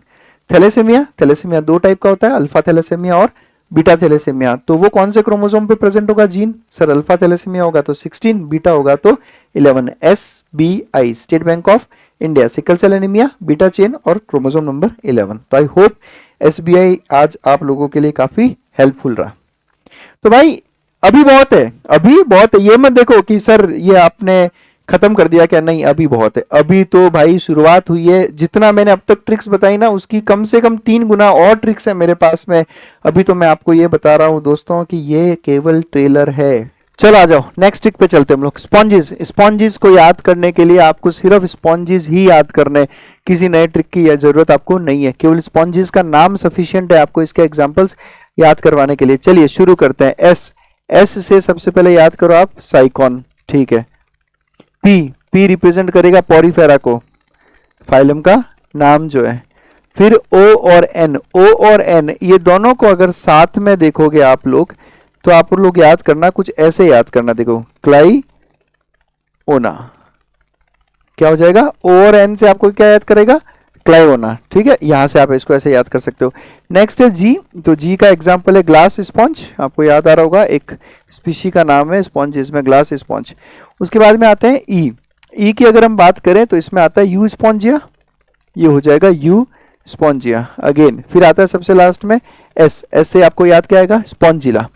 तो ये सारे के सारे एग्जाम्पल्स आप लोग याद करो किसके अंदर आते हैं, पॉरीफेरा फाइलम के अंदर या स्पॉन्जेस के अंदर ये सारे के सारे एग्जाम्पल्स आते हैं। तो आपको अलग से कुछ भी याद नहीं करना, केवल स्पॉन्जेस फाइलम का नाम क्या है, पॉरीफेरा, यहाँ डाल दिया मैंने, देखो ये भी नहीं भूलोगे। स्पॉन्जेस किस फाइलम को बिलोंग करते हैं, पॉरीफेरा फाइलम को। तो स्पॉन्जेस से ही आप सारे इसके सारे एग्जाम्पल्स याद कर सकते हो। यहाँ पे हल्का सा थोड़ा सा आपको यहाँ ध्यान रखना होगा कि ये ओवेन क्लाइओना को रिप्रेजेंट करता है। चलिए और देखते हैं हम लोग। वाटर पॉलिनेशन है, NCERT sexual reproduction in flowering plants में 3 एग्जांपल्स दे रखे हैं कि कौन कौन से प्लांट्स में वाटर की हेल्प से पॉलिनेशन होता है, ठीक है। तो वाटर पॉलिनेशन में पहले तो आप याद करो एच, एच का मतलब H2O, यानी इन ये जो निमोनिक है, ये निमोनिक उन प्लांट्स के लिए है जिनमें वाटर पॉलिनेशन होता है। फिर एच से याद करो आप हाइड्रिला, सबसे पहले एग्जाम्पल क्या दे रखा है, हाइड्रिला। फिर आता है जेड, जेड से याद करो आप जोस्टेरा, तो हाइड्रिला जोस्टेरा। और वी से याद करो वेलिस्नेरिया। लेकिन आप सोच रहे होंगे कि सर ये HZV ये क्या कंसेप्ट है, मतलब ये आया कहां से, ये मैं क्या अलग से याद करूं क्या, HZV अलग से याद नहीं करना, एक वायरस का नाम है, याद करो आप, herpes zoster virus, herpes zoster virus, इसको शॉर्ट में क्या कहते हो, HZV, हर्पीज जोस्टर वायरस। तो बस हर्पीज जोस्टर वायरस के 3 अल्फाबेट HZV, हाइड्रिला, जोस्टेरा और वेलिस्नेरिया। सारे के सारे क्या है, ये वो प्लांट्स जिनमें वाटर से पॉलिनेशन होता है। चलिए नेक्स्ट एलियन स्पीशीज की बात करते हैं हम लोग। देखो इकोलॉजी में एक जगह पे दे रखा है कि किस तरीके से जब आप एलियन स्पीशीज को कहीं और इंट्रोड्यूस करते हैं, है ना, तो वहां पे जो लोकल स्पीशीज है, जो इंडिजिनस स्पीशीज है, उनको नुकसान होता है। तो एनसीईआरटी में कौन कौन सी एलियन स्पीशीज का एग्जाम्पल दे रखा है उसको याद करने के लिए एक ट्रिक बताता हूं मैं आपको। You just need to remember a single pencil, एक पेंसिल आपको सारी की सारी जो है एलियन स्पीशीज के एग्जाम्पल्स याद करवा सकती है। कैसे याद करवाएगी इसको समझें आप। सबसे पहले तो अ का मतलब क्या होगा, अ का मतलब होगा एलियन स्पीशीज, है ना। हम हर ट्रिक में यूज कर रहे हैं ना, जब भी हमने ट्रिक बनाई एक अल्फाबेट ऐसा यूज कर रहे हैं जो हमें ये याद करवा सके कि ये ट्रिक किसको रिप्रेजेंट करती है। शुरू करते हैं हम लोग पी से। तो पी सबसे पहले याद करना है आपको पार्थिनियम, तो सबसे पहला एग्जाम्पल कौन सा है, पार्थिनियम, ठीक है। आगे बढ़ते हैं ई, ई से याद करो सेकंड एग्जांपल आइकॉर्निया, ठीक है, तो सेकंड एग्जांपल है आइकॉर्निया। उसके बाद में चलते हैं सी, सी से याद करना है आपको नाइल पर्च, सी से याद करना है नाइल पर्च। सारी की सारी एलियन स्पीशीज की बात कर रहा हूं मैं। फिर आता है सी और आई, सी और आई से आपको याद करना है क्लेरियास गैरीपाइनस, क्या याद करना है, क्लेरियास गैरीपाइनस, ठीक है। आगे बढ़ते हैं हम। फिर एल, सबसे लास्ट में क्या है, एल, एल से आपको याद करना है लेंटाना, लेंटाना। तो एनसीईआरटी ने ये सभी एलियन स्पीशीज के एग्जांपल दे रखे हैं और सब पे क्वेश्चन आपको हर बार पूछा जाता है। तो कौन कौन सी एलियन स्पीशीज है, पेंसिल से याद करना है, पी से पार्थिनियम, ई से आइकॉर्निया, एन से नाइल पर्च, सी आई से क्लेरियास गैरीपाइनस और एल से लेंटाना। ऐसी बहुत सारी ट्रिक्स हम लोग हमारी क्लासेस वगैरह में जो है डिस्कशन करते रहते हैं हमेशा। चलिए और ट्रिक्स देख लेते हैं हम लोग के पास और क्या क्या है। फिर आप लोगों को याद हो तो माइक्रोब्स इन ह्यूमन वेलफेयर में आपसे पूछा गया है कि ऐसी कौन सी ड्रिंक्स हैं जो अल्कोहल बेस्ड ड्रिंक्स होती है, उसमें से कौन कौन सी विदाउट डिस्टिलेशन बनती है। तो उसके लिए आपको याद करना है एक ट्रिक की वाइब सही नहीं, क्या याद करना है, नो वाइब, ठीक है। तो नो वाइब में नो का मतलब हो जाएगा कि देयर इज नो डिस्टिलेशन, यानी ये ड्रिंक्स बिना डिस्टिलेशन के बनाई जाती है। फिर आ जाएगा WI, WI का मतलब क्या हो जाएगा, वाइन, और बी का मतलब हो जाएगा बियर। तो वाइन और बियर ये दो ऐसी अल्कोहल बेस्ड ड्रिंक्स हैं जिसमें कभी भी जो है यूज नहीं किया जाता है डिस्टिलेशन को, विदाउट डिस्टिलेशन इनको प्रोड्यूस किया जाता है। चलिए और देखते हैं हम लोग ट्रिक, टेक्सोनॉमिकल हायरार्की, है ना। बहुत से स्टूडेंट्स कंफ्यूज होते हैं कि क्लास के बाद आता है ऑर्डर, क्लास के पहले आता है ऑर्डर, कैसे इसको याद करें। मुझे लगता है आपको किसी भी ट्रिक की जरूरत नहीं है। आप अगर 4 बार बोलोगे ना अपने आप से केपी कॉफ्स, क्या कहते हैं आपको, केपी कॉफ्स, तो अपने आप आपको ये सीक्वेंस याद हो जाएगा, केपी कॉफ्स। आपको सिर्फ इतना सा कहना है। के का मतलब होगा किंगडम, तो किंगडम के अंदर क्या आते हैं, फाइला, ठीक है। पी का मतलब क्या हो जाएगा, फाइलम, फाइलम का प्लूरल होता है फाइला। फिर आता है C, C for class, KP COFS, C for class. फिर आता है ओ, ओ फॉर ऑर्डर, बिल्कुल बढ़िया बात है। फिर आता है एफ, एफ फॉर फैमिली, बिल्कुल सही बात है। फिर आता है जी, जी फॉर जीनस। कितना आसानी से याद हो जाएगा देखो आपको, और कभी भी ये चीजें आप कभी भी भूलोगे नहीं। मुझे तो जब से मैं खुद तैयारी कर रहा हूँ इसकी, जब से मैंने खुद ही इसको किसी बिना ट्रिक के केपी कॉफ्स करते हुए इसको याद कर लिया, तो बहुत आसानी से मुझे ये पूरा का पूरा जो सीक्वेंस है वो याद हो गया है। चलिए आगे बढ़ते हैं, और क्या क्या है ट्रिक्स में अपने पास में। तो गैमे के बात करते हैं हम लोग। आप लोगों को अच्छे से पता है, आपने पढ़ा होगा गैमी के बारे में, है ना। ये बेसिकली असेक्सुअल रिप्रोडक्शन का एक तरीका रहता है ना। तो इसमें आपको क्या क्या याद करना है, देखो क्वेश्चन क्या क्या आता है गैमे के बारे में। तो सबसे पहले तो आता है इसके कलर के बारे में, तो आप आंसर दोगे ग्रीन कलर का होता है। फिर आता है कि यूनिसेल्युलर है या मल्टी सेल्युलर, तो आप कहते हो कि ये क्या है, मल्टी सेल्युलर, है ना। बहुत बार ये एग्जाम में क्वेश्चन आया है। और उसके बाद में क्वेश्चन आता है कि ये असेक्सुअल रिप्रोडक्शन में हेल्प करता है या सेक्सुअल रिप्रोडक्शन में। तो जो आपने गैमे, जो गैमे कप्स में डेवलप होते हैं, उनकी अगर हम बात करें तो जी फॉर क्या हो जाएगा, ग्रीन। एम फॉर क्या हो जाएगा, मल्टी सेलुलर, और ए फॉर क्या हो जाएगा, असेक्सुअल, यानी गैमे असेक्सुअल मोड ऑफ रिप्रोडक्शन है, ग्रीन कलर के होते हैं और हमेशा होते हैं मल्टी सेलुलर। तो ये 3 कंसेप्ट आपको इसके हमेशा इसी के नाम से जो है वो याद हो जाएगा। किसी ट्रिक की मैंने आपको अब तक जरूरत इसके लिए नहीं बताई। आगे बढ़ते हैं, मोलस्का के एग्जाम्पल देख लेते हैं। अब एनिमल फाइला बहुत सारे एनिमल फाइला में बहुत सारी स्पीशीज और सबके अलग अलग नाम है। मैं कोशिश ये करूंगा कि इस वीडियो में आज मैं आप लोगों को मैक्सिमम जो एग्जाम्पल्स है वो याद करवाई दूं, है ना, स्पेशली वो फाइला जिसमें बहुत सारे एग्जाम्पल्स हैं। तो शुरू करते हैं हम लोग, मोलस्का पे आते हैं। और भी फाइला मैं ऑलरेडी आपसे डिस्कस कर चुका हूं काफी एग्जांपल्स। तो यहाँ पे मोलस्का की बात करते हैं। मोलस्का को याद करने के लिए आपको याद करना पड़ेगा प्रेशर की यूनिट पास्कल को, मोटू पास्कल। ट्रिक क्या हमारी, मोटू पास्कल। तो मोटू पास्कल से आपको एग्जांपल्स कैसे याद होंगे वो देखना आप लोग। सबसे पहले हम बात करते हैं एम का मतलब। तो एम का मतलब तो क्या हो जाएगा भाइयों, मोलस्का। ये ट्रिक में डालना जरूरी है कि ये ट्रिक किसकी है, तो ये मोलस्का की ट्रिक है। नेक्स्ट हम लोग बात करते हैं ओ की। ओ रिप्रेजेंट करता है ऑक्टोपस को, ओ फॉर ऑक्टोपस। फिर आता है टी और यू। टी और यू रिप्रेजेंट करेगा टस्क शेल को। टी और यू किसको रिप्रेजेंट करेगा, टस्क शेल को। फिर आते हैं पी पे। पी पे याद करो आप, पिंगटाड़ा, पी फॉर पिंगटाड़ा। फिर आ जाओ ए पे। ए से आप याद करो अप्लाइशिया, ठीक है, ए से आ जाएगा अप्लाइशिया। फिर आते हैं एस पे। एस से याद करो आप एक और एग्जांपल, सीपिया, है ना। बहुत आसान है सब कुछ अगर आप लोग याद करेंगे तो। और फिर सी पे आ जाओ वापस। सी से आपको एग्जांपल याद आएगा कीटोल्यूरा, कीटोल्यूरा। सारे एनसीईआरटी के एग्जांपल्स ले रहा हूं मैं यहाँ पे। फिर आएगा ए। ए से याद करो आप एप्पल स्नेल। ए से याद होगा आपको एप्पल स्नेल, जिसको आप पाइला कहते हो, ठीक है। आगे बढ़ते हैं। फिर आएगा सबसे लास्ट में एल। एल का मतलब हो जाएगा लॉलिगो। तो ये सारे के सारे एग्जांपल्स किसके हैं, मोलस्का के। और सारे एनसीईआरटी के एग्जांपल्स में इसमें डाल चुका हूं, एक भी एग्जांपल हमने मिस नहीं किया। तो केवल अगर आप इतना सा याद रखोगे मोटू पास्कल, तो मोटू पास्कल से आप इस तरीके से इसको पूरा याद कर सकते हो। वापस आपको मैं बता दूं, एम मोलस्का के लिए, और ओ आ जाएगा ऑक्टोपस के लिए, टी यू आ जाएगा टस्क शेल के लिए, पी आ जाएगा पिंगटाड़ा के लिए, ए आ जाएगा अप्लाइशिया के लिए, एस से सीपिया, सी से कीटोल्यूरा, ए फॉर एप्पल स्नेल और एल फॉर लॉलिको। तो इस तरीके से आप सारे के सारे मोलस्का के एग्जांपल्स एटलीस्ट यहां से याद कर सकते हो। चलो आगे बढ़े हम लोग और देखें। यहां से हम लोग क्या शुरू करने वाले हैं, यहां से हम लोग नेक्स्ट चलते हैं अपने नेक्स्ट ट्रिक की तरफ। बहुत सारी ट्रिक्स है, आप चिंता नहीं करो, बहुत सारी ट्रिक्स बाकी है, बहुत सारे प्लांट्स, बहुत सारे एनिमल की ट्रिक्स, उसके अलावा हमें मैक्सिमम चैप्टर्स शामिल किए इन ट्रिक्स में। तो आप लोगों को काफी फायदा होगा, तो बनो रहो हमारे साथ में, बने रहो आप लोग। इम्यूनोग्लोबुलिन्स, आप सबको पता है 5 तरह की इम्यूनोग्लोबुलिन्स है। सर ये तो हमें ऐसे ही याद है, हमें इसके लिए ट्रिक की जरूरत नहीं है। तो मैं ट्रिक दो फायदे बताऊंगा इस ट्रिक के, मैं 2 फायदे बताऊंगा। आपको क्या ध्यान रखना है इम्यूनोग्लोबुलिन्स में, आपको ये ध्यान रखना है कि गम दे, क्या दे, गम दे। गम दे से आपको ये याद आएगा कि 5 तरह की एंटीबॉडीज होती है। 5 तरह की कौन कौन सी, IgG होती है, बिल्कुल।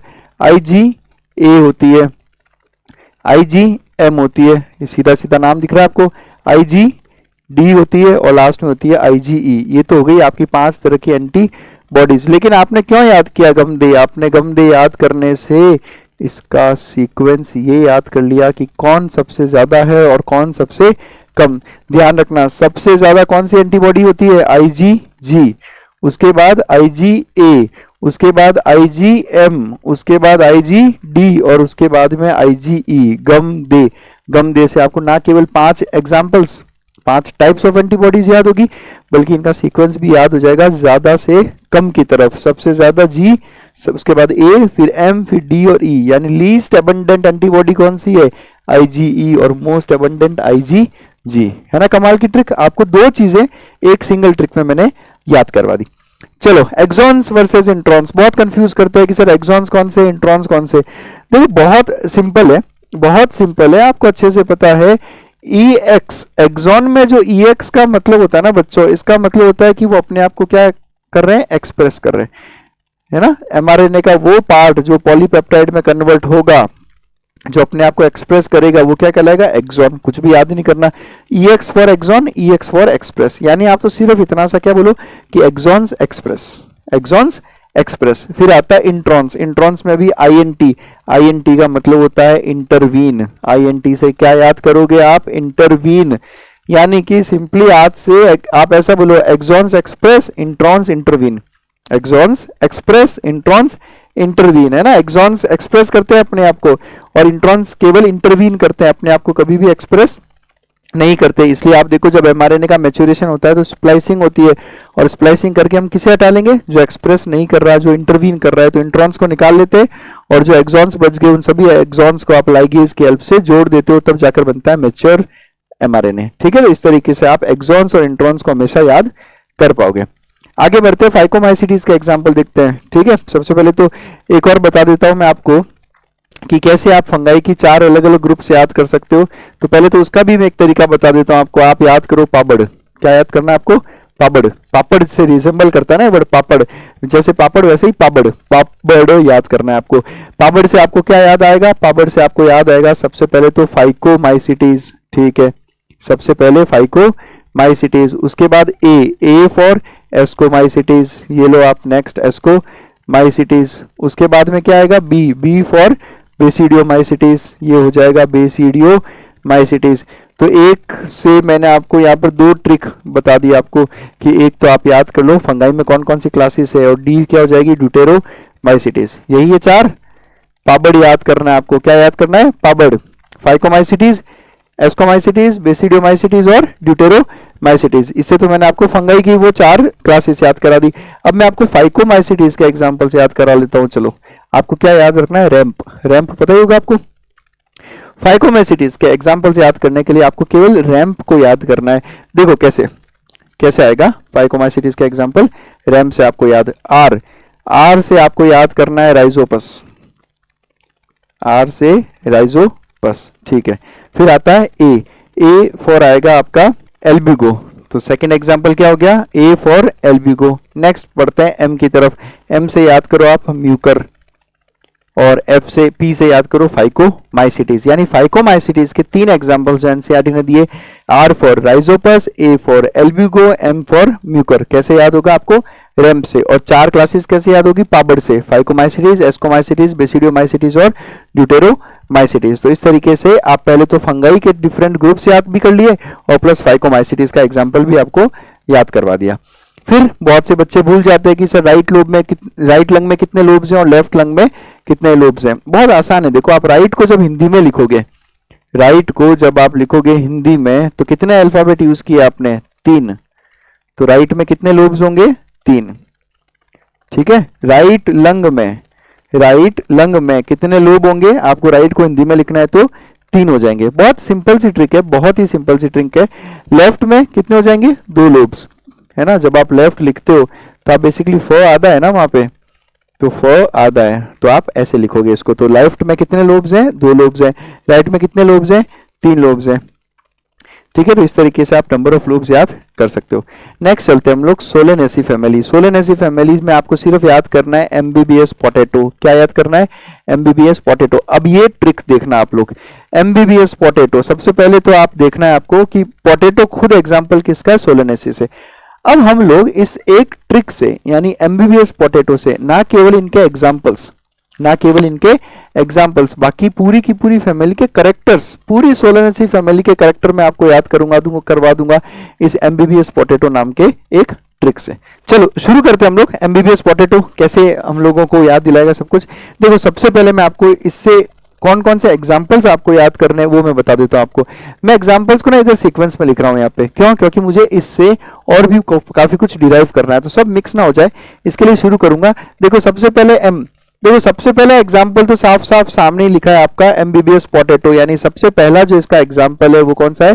पोटैटो। तो यहां से शुरू करते हैं, आलू, या पोटैटो फैमिली, आलू परिवार बोलते हैं इसको। फिर आएगा एम से आप याद करो मकोई।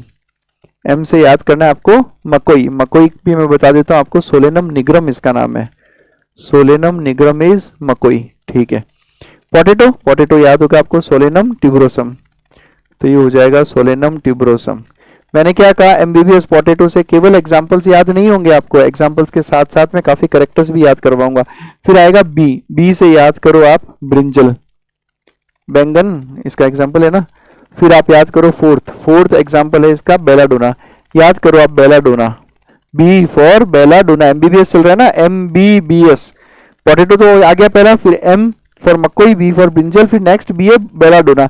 बेलाडोना आप लोग पूरा नाम याद करो, एट्रोपा बेलाडोना, याद करो आप। देखो क्यों बता रहा हूं ऐसा एट्रोपा बेलाडोना, क्यों? क्योंकि क्लास 12th में ह्यूमन हेल्थ एंड डिजीज के ड्रग्स वाले सेक्शन में इस प्लांट का नाम यूज किया गया है, एट्रोपा बेलाडोना। और एट्रोपा बेलाडोना के साथ साथ एक और नाम लिखा है वहां पर, वो नाम भी आपको मैं बता दूं, वो नाम है दतुरा। क्या नाम है? दतुरा। याद करो ये नाम किसके लिए यूज किया है इन लोगों ने? एनसीईआरटी में साफ साफ लिखा है कि एट्रोपा बेलाडोना और दतुरा ये दोनों कैसे हैं? हेल्यूसिनोजेनिक। यानी मैंने आपको इस एक ट्रिक से हेल्यूसिनेशन कौन कौन करता है वो भी मैंने आपको याद दिला दिया, प्लस एट्रोपा बेलाडोना और दतुरा ये दोनों सोलेनेसी को बिलोंग करते हैं। कौन? एट्रोपा बेलाडोना और दतुरा दोनों ही किसको बिलोंग करते हैं? सोलेनेसी फैमिली को। तो ये एग्जाम्पल सोलेनेसी फैमिली के भी हैं और प्लस ये हेल्यूसिनेशन करवाने वाले ड्रग्स के भी एग्जाम्पल्स है, तो ये आपको थोड़ा यहाँ पर ध्यान रखना है। चलो आगे बढ़ते हैं हम लोग। नेक्स्ट आएगा एस मतलब स्पाइस। याद करो सोलेनेसी में स्पाइस का एग्जाम्पल क्या दे रखा है? चिली, ठीक है, तो चिली भी इसी में आ जाएगा। फिर बात करते हैं पी के पास चलते हैं, तो पी से एग्जाम्पल आपको याद करना है पिट्यूनिया। पी से क्या याद करना है आपको? पिट्यूनिया, ठीक है, बराबर चल रहे हम लोग। आगे चलते हैं फिर ओ से कुछ नहीं है, ओ छोड़ो, ओ का मतलब मैं आपको इसके कैरेक्टर्स में समझा दूंगा।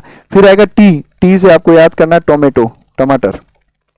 फिर आएगा ए से आप याद करो अश्वगंधा, ए से अश्वगंधा, ठीक है, चलेगा। आगे बढ़ते हैं टी और ओ एक साथ याद करो आप टोबैको।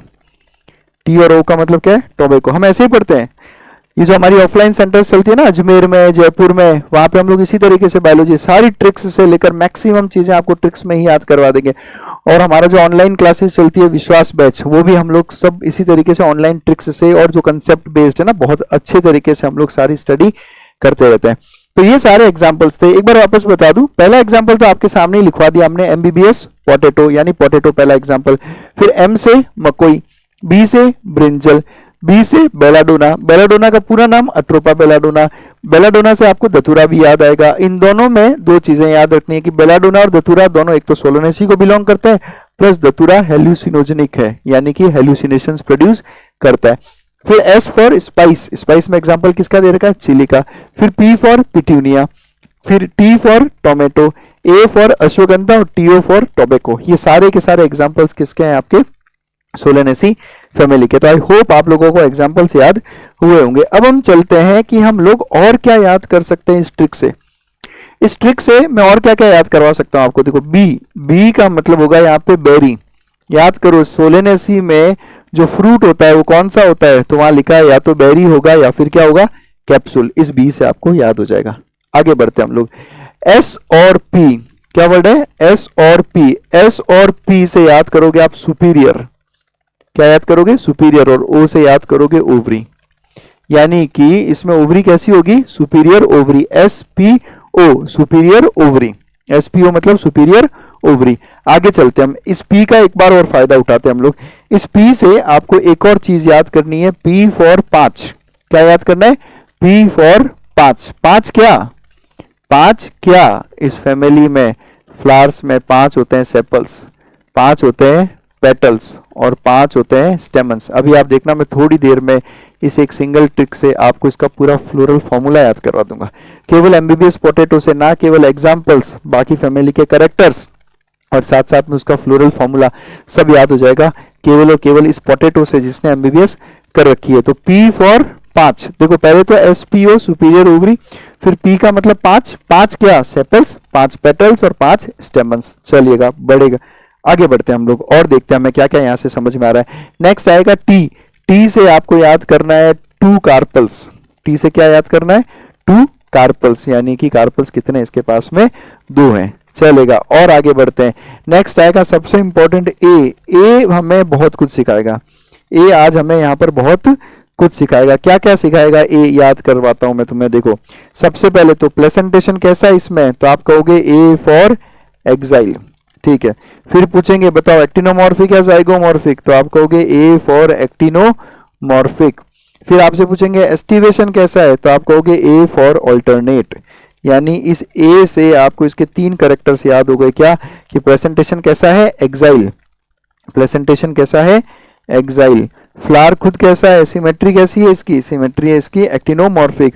और फाइलोटैक्सी कैसी है इसकी? ऑल्टरनेट। तो आप A से आपने 3 चीजें इसकी याद कर ली, एक्साइल, प्रेजेंटेशन, एक्टिनोमॉर्फिक भी है और ऑल्टरनेट फाइलोटैक्सी शो करता है। चलो और बढ़ते हैं हम लोग। और क्या याद आ रहा है? और क्या याद आ रहा है? T से मुझे याद आ रहा है कि इसमें होते हैं 2 कोटाइलिडन्स, 2 कोटाइलिडन्स, यानी ये फैमिली कैसी है? ये प्लांट कैसा है? एक डाइकॉट, सोलेनेसी डाइकॉट फैमिली है। समझ में आया? ये सारी चीजें। अब हम लोग, जो मैंने आपको प्रॉमिस किया था कि मैं आपको इस एक एमबीबीएस पोटैटो से मैं आपको फ्लोरल फॉर्मूला याद करा दूंगा, तो सामने लिख दिया मैंने फ्लोरल फॉर्मूला। आप लोग देखो, सारा का सारा फॉर्मूला मैंने सामने लिख दिया है। देखो, सबसे पहले मैंने आपको बता दिया एक्टिनोमॉर्फिक। कैसे रिप्रेजेंट करते हो आप एक्टिनोमॉर्फिक को? ऐसे, ठीक है। आगे बढ़ते हैं हम लोग। आगे मैंने यहाँ पे क्या लिख दिया कि इसके पास में क्या प्रेजेंट है? स्टेमन्स कितने? 5। मैंने यहाँ पे क्या लिख दिया कि कार्पल्स है कितने? 2। यानी फ्लावर कैसा हुआ? बाइसेक्सुअल हुआ ना, स्टेमन भी है और कार्पल भी है, यानी फ्लावर कैसा हो गया? बाइसेक्सुअल। और आगे बढ़ते हैं। इसके बाद क्या लिखते हैं हम लोग? इसके बाद हम लिखते हैं कि सेपल्स कितने हैं, तो याद करो K, सेपल्स कितने हैं? 5। फिर पेटल्स कितने हैं? 5, तो C के नीचे क्या लिखूं? 5। फिर पूछेंगे एंड्रोशियम यानी स्टेमन्स कितने हैं, तो आप कहोगे 5। ये देखो, आप हो गया ना याद। उसके साथ में एक छोटी सी चीज ये याद करो कि एपीपेटलस कंडीशन है। कैसी कंडीशन है ये? Epipetalous condition. अब कौन कौन सी फैमिली में एपीपेटलस कंडीशन है और वो फैमिलीज आपके कोर्स में, उसकी भी ट्रिक बहुत जल्दी मैं आपको यहाँ पे बताऊंगा, जिससे वो तीनों फैमिलीज जो आप लोगों के नीट के कोर्स में, उसमें जिसमें एपीपेटलस कंडीशन है, वो भी आपको यहाँ पर समझ में आ जाएगी। वो ट्रिक भी आने वाली है, बहुत जल्दी लेके आ रहा हूं मैं अभी, है ना। नेक्स्ट स्लाइड्स में उसी का नंबर होगा शायद। बड़े फिर लास्ट में क्या लिखते हो आप? जी। बताओ मुझे गायनोशियम कितने? पहली बात तो कार्पल्स कितने? यहाँ पर 2 कार्पल्स हैं इसके पास में, तो ठीक है, ये इसके पास में 2 कार्पल्स प्रेजेंट है। और ओवरी कैसी है? Superior ovary. ओवरी कैसी है? Superior ovary. सुपीरियर ओवरी कैसे रिप्रेजेंट करते हो? जी के नीचे इस तरीके से बार लगा के। हो गया फ्लोरल फॉर्मूला याद। एमबीबीएस पोटैटो ना केवल एग्जांपल्स याद करवा रहा है आपको, इसके साथ साथ में पूरा का पूरा फैमिली का आपने फ्लोरल फॉर्मूला याद कर लिया इस एक सिंगल ट्रिक से। मुझे लगता है इससे ज्यादा यूजफुल ट्रिक आपको बायोलॉजी में कहीं पे भी देखने को नहीं मिलेगी। चले आगे बढ़े, मजा आ रहा है? चलो बहुत बढ़िया, आगे देखते हैं हम लोग। एपीपेटलस कंडीशन लो आ गई। आप लोग कह रहे थे ना कि सर एपीपेटलस कंडीशन से याद करने की कोई ट्रिक बता दो, तो ये रही आपके सामने ट्रिक। आपको कुछ भी याद नहीं करना बच्चों, you just need to remember same. आपको केवल क्या याद करना है? सेम याद करना है। सेम के अलावा आपको कुछ भी याद नहीं करना। देखो, E फॉर एपीपेटलस, ट्रिक किसकी है ये? ट्रिक है सर ये एपीपेटलस कंडीशन याद करने की, ये लो करवा दी। फॉर एस का मतलब सोलेनेसी। अभी देखा ना हमने, सोलेनेसी फैमिली में कंडीशन कैसी होती है? Epipetalous condition. फिर ए से याद करना है आपको एस्टेरेसी। जो सनफ्लावर की फैमिली है एस्टेरेसी, क्या नाम है एस्टेरेसी का दूसरा? कॉम्पोजिटी। तो एस्टेरेसी, कॉम्पोजिटी, इन दोनों में एपिपेटलस कंडीशन मिलती है। फिर आएगा एम, एम से याद करो मालवेसी, जो कॉटन फैमिली है, चाइना रोज, भिंडी, है ना। मालवेसी में कौन कौन आता है? कॉटन, चाइना रोज और लेडी फिंगर, ये सब के सब क्या है? इन सब में कंडीशन कैसी होती है? एपिपेटलस कंडीशन रहती है।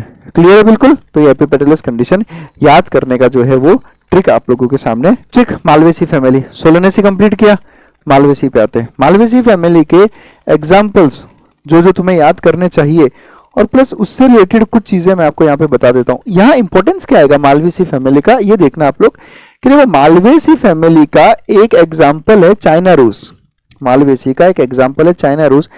प्लांट मॉर्फोलॉजी में बहुत सारी जगह पर आपको चाइना रोज का एग्जाम्पल मिलेगा, बहुत जगह पे देखना आपको चाइना रोज का एग्जाम्पल मिलेगा। कभी आपको प्रेजेंटेशन में मिलेगा, कभी आपको मिलेगा एस्टिवेशन में। तो आपको वो अलग अलग याद करने की बजाय अगर आप लोग केवल मालवेसी याद कर लो, और चाइना रोज उसका एग्जाम्पल है ये सब याद करवा देता हूं मैं आपको। सिर्फ एक वर्ड याद करना है, अस्थमा, जो आपको ऑलरेडी याद है ना। आपने रेस्पिरेटरी सिस्टम, ह्यूमन बींग्स में एक बीमारी पड़ी होगी अस्थमा के बारे में, तो इस अस्थमा से आपको मैं पूरा मालवेसी फैमिली के कैरेक्टर्स, इनके एग्जांपल्स याद करा दूंगा। और चाइना रोज के जब आपसे फीचर्स पूछे जाएंगे, जो जनरली बहुत पूछे जाते हैं प्लांट मॉर्फोलॉजी चैप्टर से, तो आप वो भी यहां से सॉल्व कर लोगे। चले शुरू करें। अस्थमा से हमें क्या क्या समझ में आएगा मालवेसी फैमिली में? देखो अस्थमा से मालवेसी फैमिली में मुझे क्या क्या समझ में आ रहा है वो हम लोग यहाँ पर शुरुआत करते हैं।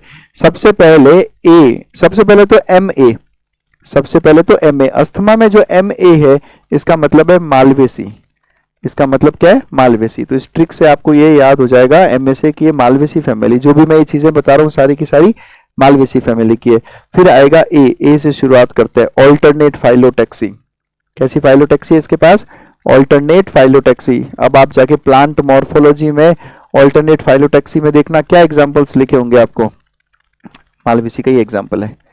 देखे ना, अभी खोलना, अभी आप लोग एनसीईआरटी खोलना, उसमें देखना ऑल्टरनेट फाइलोटैक्सी के एग्जांपल्स, आपको आराम से याद हो जाएगा। आगे बढ़ते हैं हम लोग। एस का मतलब होगा यहाँ पर सुपीरियर ओवरी। एस का मतलब क्या है? Superior ovary. ठीक है, सुपीरियर ओवरी मतलब कंडीशन कैसी है? Hypogynous condition. चाइना रोज इसका एग्जांपल, इसके सारे के सारे जो आपके एनसीईआरटी में चाइना रोज जिसका एग्जांपल है सब एक जगह पे आपको यहाँ पर याद होने वाला है। नेक्स्ट बात करते हैं हम लोग, टी की बात करेंगे। तो अस्थमा में जो टी है उस टी का क्या मतलब होता है? उस टी का मतलब ये होगा कि इसमें एस्टिवेशन कैसा है? Twisted aestivation. कैसा एस्टिवेशन है ये? Twisted aestivation. अब आप एनसीईआरटी खोलना और देखना एनसीईआरटी में ट्विस्टेड एस्टिवेशन में क्या क्या एग्जांपल्स लिखे हैं। ठीक है, वो सारे के सारे एग्जाम्पल मालवेसी फैमिली को बिलोंग करते हैं। अभी बताता हूं मैं कैसे। नेक्स्ट बात करते हैं हम लोग एच बहुत इंपॉर्टेंट है। एच से आपको याद आएगा हिबिस्कस। क्या याद आएगा? हिबिस्कस। हिबिस्कस किसका नाम है बताओ? हिबिस्कस चाइना रोज का बॉटनिकल नेम है।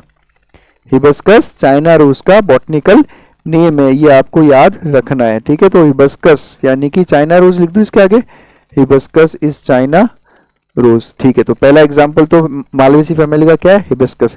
अब आप इस हिबिस्कस एग्जाम्पल को ही देखो अच्छे से, तो मैंने इसमें बी आई बड़ा लिखा है और सी बड़ा लिखा है। तो जो बी आई बड़ा लिखा है, इस बी आई का मतलब होगा कि ये भिंडी है। ये क्या है? भिंडी। याद करो लेडी फिंगर। तो खुद हिबिस्कस आपको याद करवा देगा कि मालवेसी में और कौन कौन सी प्लांट्स को आपने इंक्लूड कर रखा है। बी आई से आप याद करोगे भिंडी। ठीक है, आगे बढ़ते हैं। और क्या बड़ा लिखा मैंने? और मैंने बड़ा लिखा है सी से आप याद करोगे कॉटन। तो मालवेसी फैमिली के तीन सबसे बेसिक एग्जांपल, हिबिस्कस यानी कि चाइना रोज, कॉटन, इसलिए इस फैमिली को हम क्या कहते हैं? कॉटन फैमिली, और भिंडी यानी कि लेडी फिंगर। ये तीनों एग्जांपल्स किसके हैं? मालवेसी फैमिली के। और आगे बढ़ते हैं हम लोग, एम पे चलते हैं। एम से हम लोग ने टी से ट्विस्टेड कर लिया, एच से हमने क्या कर लिया? हिबिस्कस या China rose.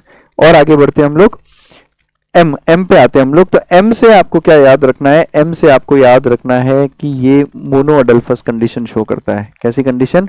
Mono अडल्फस condition. Monadelphous का मतलब क्या होता है? जब सारे के सारे स्टेमन्स मिलकर एक सिंगल बंडल में फ्यूज हो जाते हैं। मोनो इज वन, तो स्टेमन्स ने मिलकर कितने बंडल्स बनाए? एक सिंगल बंडल, इसलिए आप लोग क्या वर्ड यूज करोगे? मोनो अडल्फस। अब जाके एनसीईआरटी में मोनो अडल्फस का एग्जाम्पल देखना, यही एग्जाम्पल्स है सारे के सारे। आगे बढ़ते हैं, ए पे चलते हैं हम लोग। ए का मतलब पहले तो आप लिखो एक्साइल प्लेसेंटेशन, इसमें प्लेसेंटेशन कैसा मिलता है, एक्साइल प्लेसेंटेशन, ठीक है। और फिर सबसे लास्ट में एक और ए, जिसका मतलब होगा एक्टिनोमॉर्फिक, यानी मालवेसी फैमिली कैसी है, एक्टिनोमॉर्फिक। तो इस तरीके से अस्थमा से आपको क्या क्या याद ही हो गया, ऑल्टरनेट फाइलोटैक्सी, सबसे पहले तो एम ए मालवेसी फैमिली को रिप्रेजेंट करने के लिए, A alternate phyllotaxy, S for superior ovary हो गया, टी फॉर हो गया ट्विस्टेड, ट्विस्टेड क्या है ये, ट्विस्टेड हो गया एस्टिवेशन, ट्विस्टेड एस्टिवेशन। आप एनसीईआरटी खोलना, एनसीईआरटी में देखना ट्विस्टेड एस्टिवेशन के आगे क्या क्या एग्जांपल्स लिखे हैं, तो उसमें एग्जांपल लिखा है चाइना रोज, लेडी फिंगर और कॉटन, तीनों क्या है, मालवेसी फैमिली को बिलोंग करते हैं। तो तीनों अलग अलग एग्जांपल याद करने से अच्छा ये याद कर लो ना, मालवेसी में ट्विस्टेड एस्टिवेशन होता है। फिर एच, एच से हिबिस्कस यानी चाइना रोज, हिबिस्कस के बीआई से भिंडी और सी से कॉटन। फिर आगे बढ़ते हैं एम, एम से आपको याद आएगा मोनो अडल्फस, इसलिए आप एक चीज और नोट करना, आप जो मालवेसी का फॉर्मूला देखोगे तो उसमें ए के नीचे ऐसा इनफाइनाइट लिखा होगा, ए के नीचे क्या लिखा है, स्टेमन्स, ऐसे बहुत सारे स्टेमन्स होते हैं और सब अपने आप को एक बंडल में अरेंज कर लेते हैं, इसलिए इसको कंडीशन को हम कहते हैं मोनो अडल्फस। इनफैक्ट ये इनफाइनाइट से ही आप पहचानोगे कि ये मालवेसी फैमिली है। एक और चीज बता दूं मैं आपको, मालवेसी फैमिली में आपको इनफाइनाइट मिलेगा स्टेमन के भी नीचे और कार्पल के भी नीचे। आगे बढ़ते हैं हम लोग, फिर हमने बात की ए फॉर एक्साइल प्रेजेंटेशन और ए फॉर एक्टिनोमॉर्फिक। अब आप जाके देखना एनसीईआरटी में कहां कहां पे चाइना रोज का एग्जांपल्स है, वो सारे फीचर्स एक साथ आपको अस्थमा से याद हो जाएंगे, तो आपको अलग अलग उनको याद करने की जरूरत नहीं पड़ेगी। तो ठीक है बच्चों, हम लोग तो आ जाओ और बढ़ते हैं, प्लांट मॉर्फोलॉजी को भी ले ही लेते हैं, है ना। अब जब शुरू कर ही दिया है, प्लांट्स के इतनी सारी चीजें हमने देख ली, और देखते हैं हम लोग कि प्लांट्स में हमें क्या क्या याद किया जा सकता है, शॉर्ट ट्रिक्स क्या क्या है भाई, जिनसे हम चीजों को आसानी से याद कर सके। शुरू करते हैं हम लोग, फाइलोटैक्सी की बात करते हैं, केवल ऑल्टरनेट फाइलोटैक्सी नहीं, ये ट्रिक से आपको सारी फाइलोटैक्सी मैं याद करवा दूंगा। देखो जब हम बात करते हैं फाइलोटैक्सी की, जब हम बात करते हैं फाइलोटैक्सी की, तो फाइलोटैक्सी तीन टाइप की रहती है। पहली होती है जिसमें लीव्स एक दूसरे के सामने आ जाए, उसको आप कहते हो ऑपोजिट। अगर ऑल्टरनेट तरीके से अरेंजमेंट हो तो उसको आप कहते हो ऑल्टरनेट। और अगर सब कुछ एक ही नोड पे एक वर्ल्ड बना दे तो उसको आप क्या कहते हो, वर्ल्ड फाइलोटैक्सी। और वर्ल्ड फाइलोटैक्सी का एक ही एग्जांपल दे रखा है एनसीईआरटी में, एल्स्टोनिया, तो ये तो आप डायरेक्ट याद कर लो, ये तो आप डायरेक्ट याद कर लो।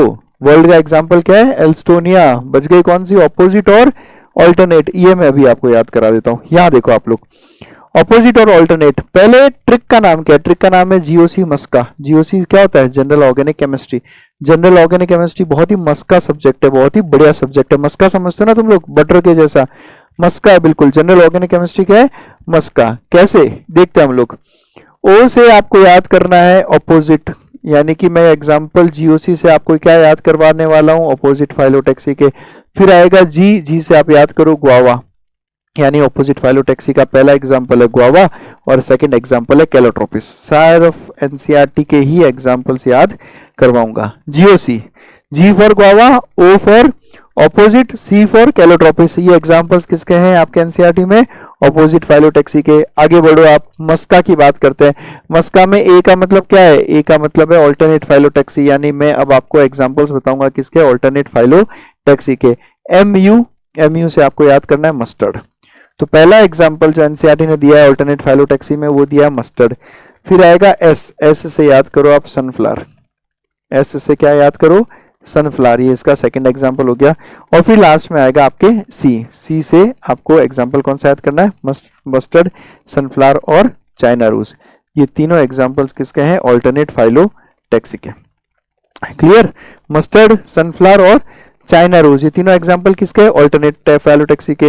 ऑपोजिट फाइलोटैक्सी का एग्जांपल क्या है, गुआवा और कैलोट्रोपिस। और वर्ल्ड का एग्जांपल क्या है, एल्स्टोनिया। हो गए याद सारे फाइलोटैक्सी के, एनसीईआरटी के सारे एग्जांपल सिर्फ आपको जनरल ऑर्गेनिक केमिस्ट्री मस्का, जीओसी मस्का से याद हो जाते हैं। आगे बढ़ते हैं और ट्रिक्स देखते हैं हम लोग। एनसीईआरटी में दे रखी है दो कंडीशन, अपोकार्पस और सिनकार्पस। अपोकार्पस का मतलब क्या होता है कि जब कार्पल्स सारे फ्री हो, आपस में फ्यूज्ड नहीं हो, तो उस कंडीशन को हम कहते हैं अपोकार्पस कंडीशन।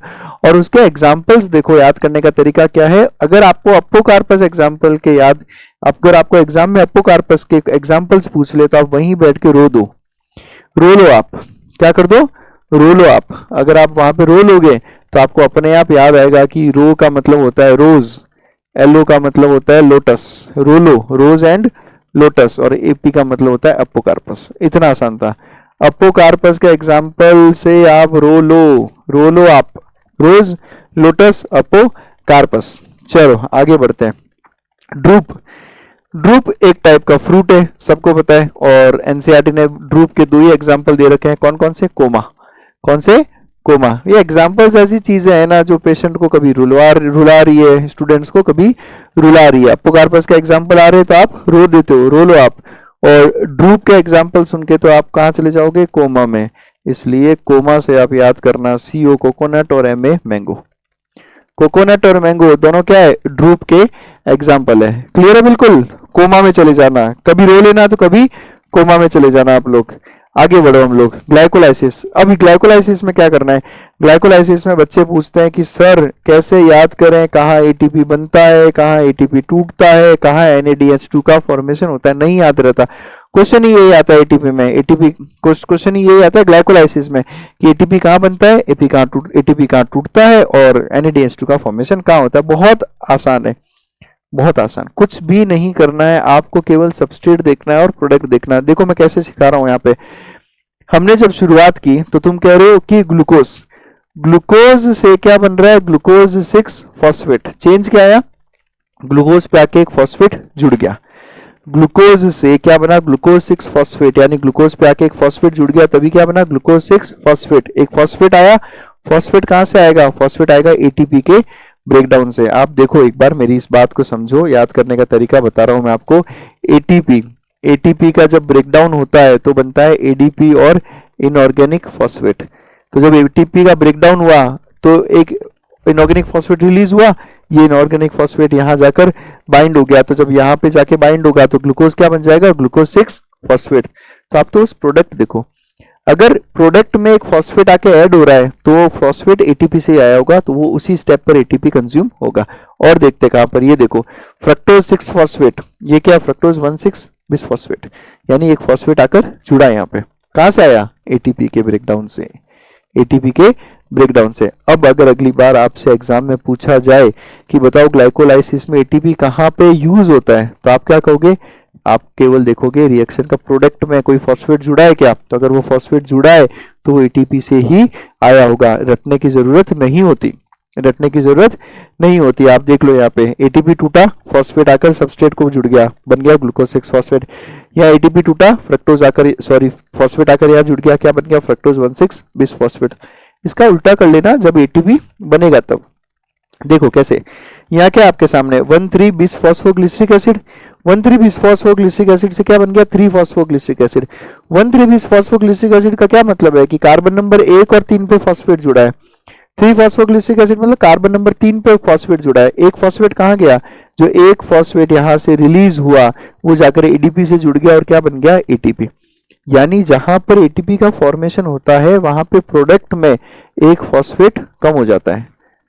समझो क्या कह रहा हूं मैं? एटीपी का जहां पर फॉर्मेशन होता है तो एटीपी को बनाने के लिए फॉस्फेट चाहिए ना, फॉस्फेट यहां से निकल जाएगा, प्रोडक्ट में एक फॉस्फेट कम हो जाएगा, तो अपने आप आपको याद हो जाएगा। और देख लो, और यहाँ पर 2 फॉस्फोइनॉल पाइरुवेट, नाम क्या है? Phosphoenol pyruvate. यहाँ क्या है? केवल पाइरुविक एसिड, यानी कि पाइरुवेट। तो फॉस्फो चला गया, फॉस्फोइनॉल पाइरुवेट से क्या बन गया? पाइरुवेट। फॉस्फो चला गया, फॉस्फो कहां चला गया? फॉस्फो एटीपी बन गया।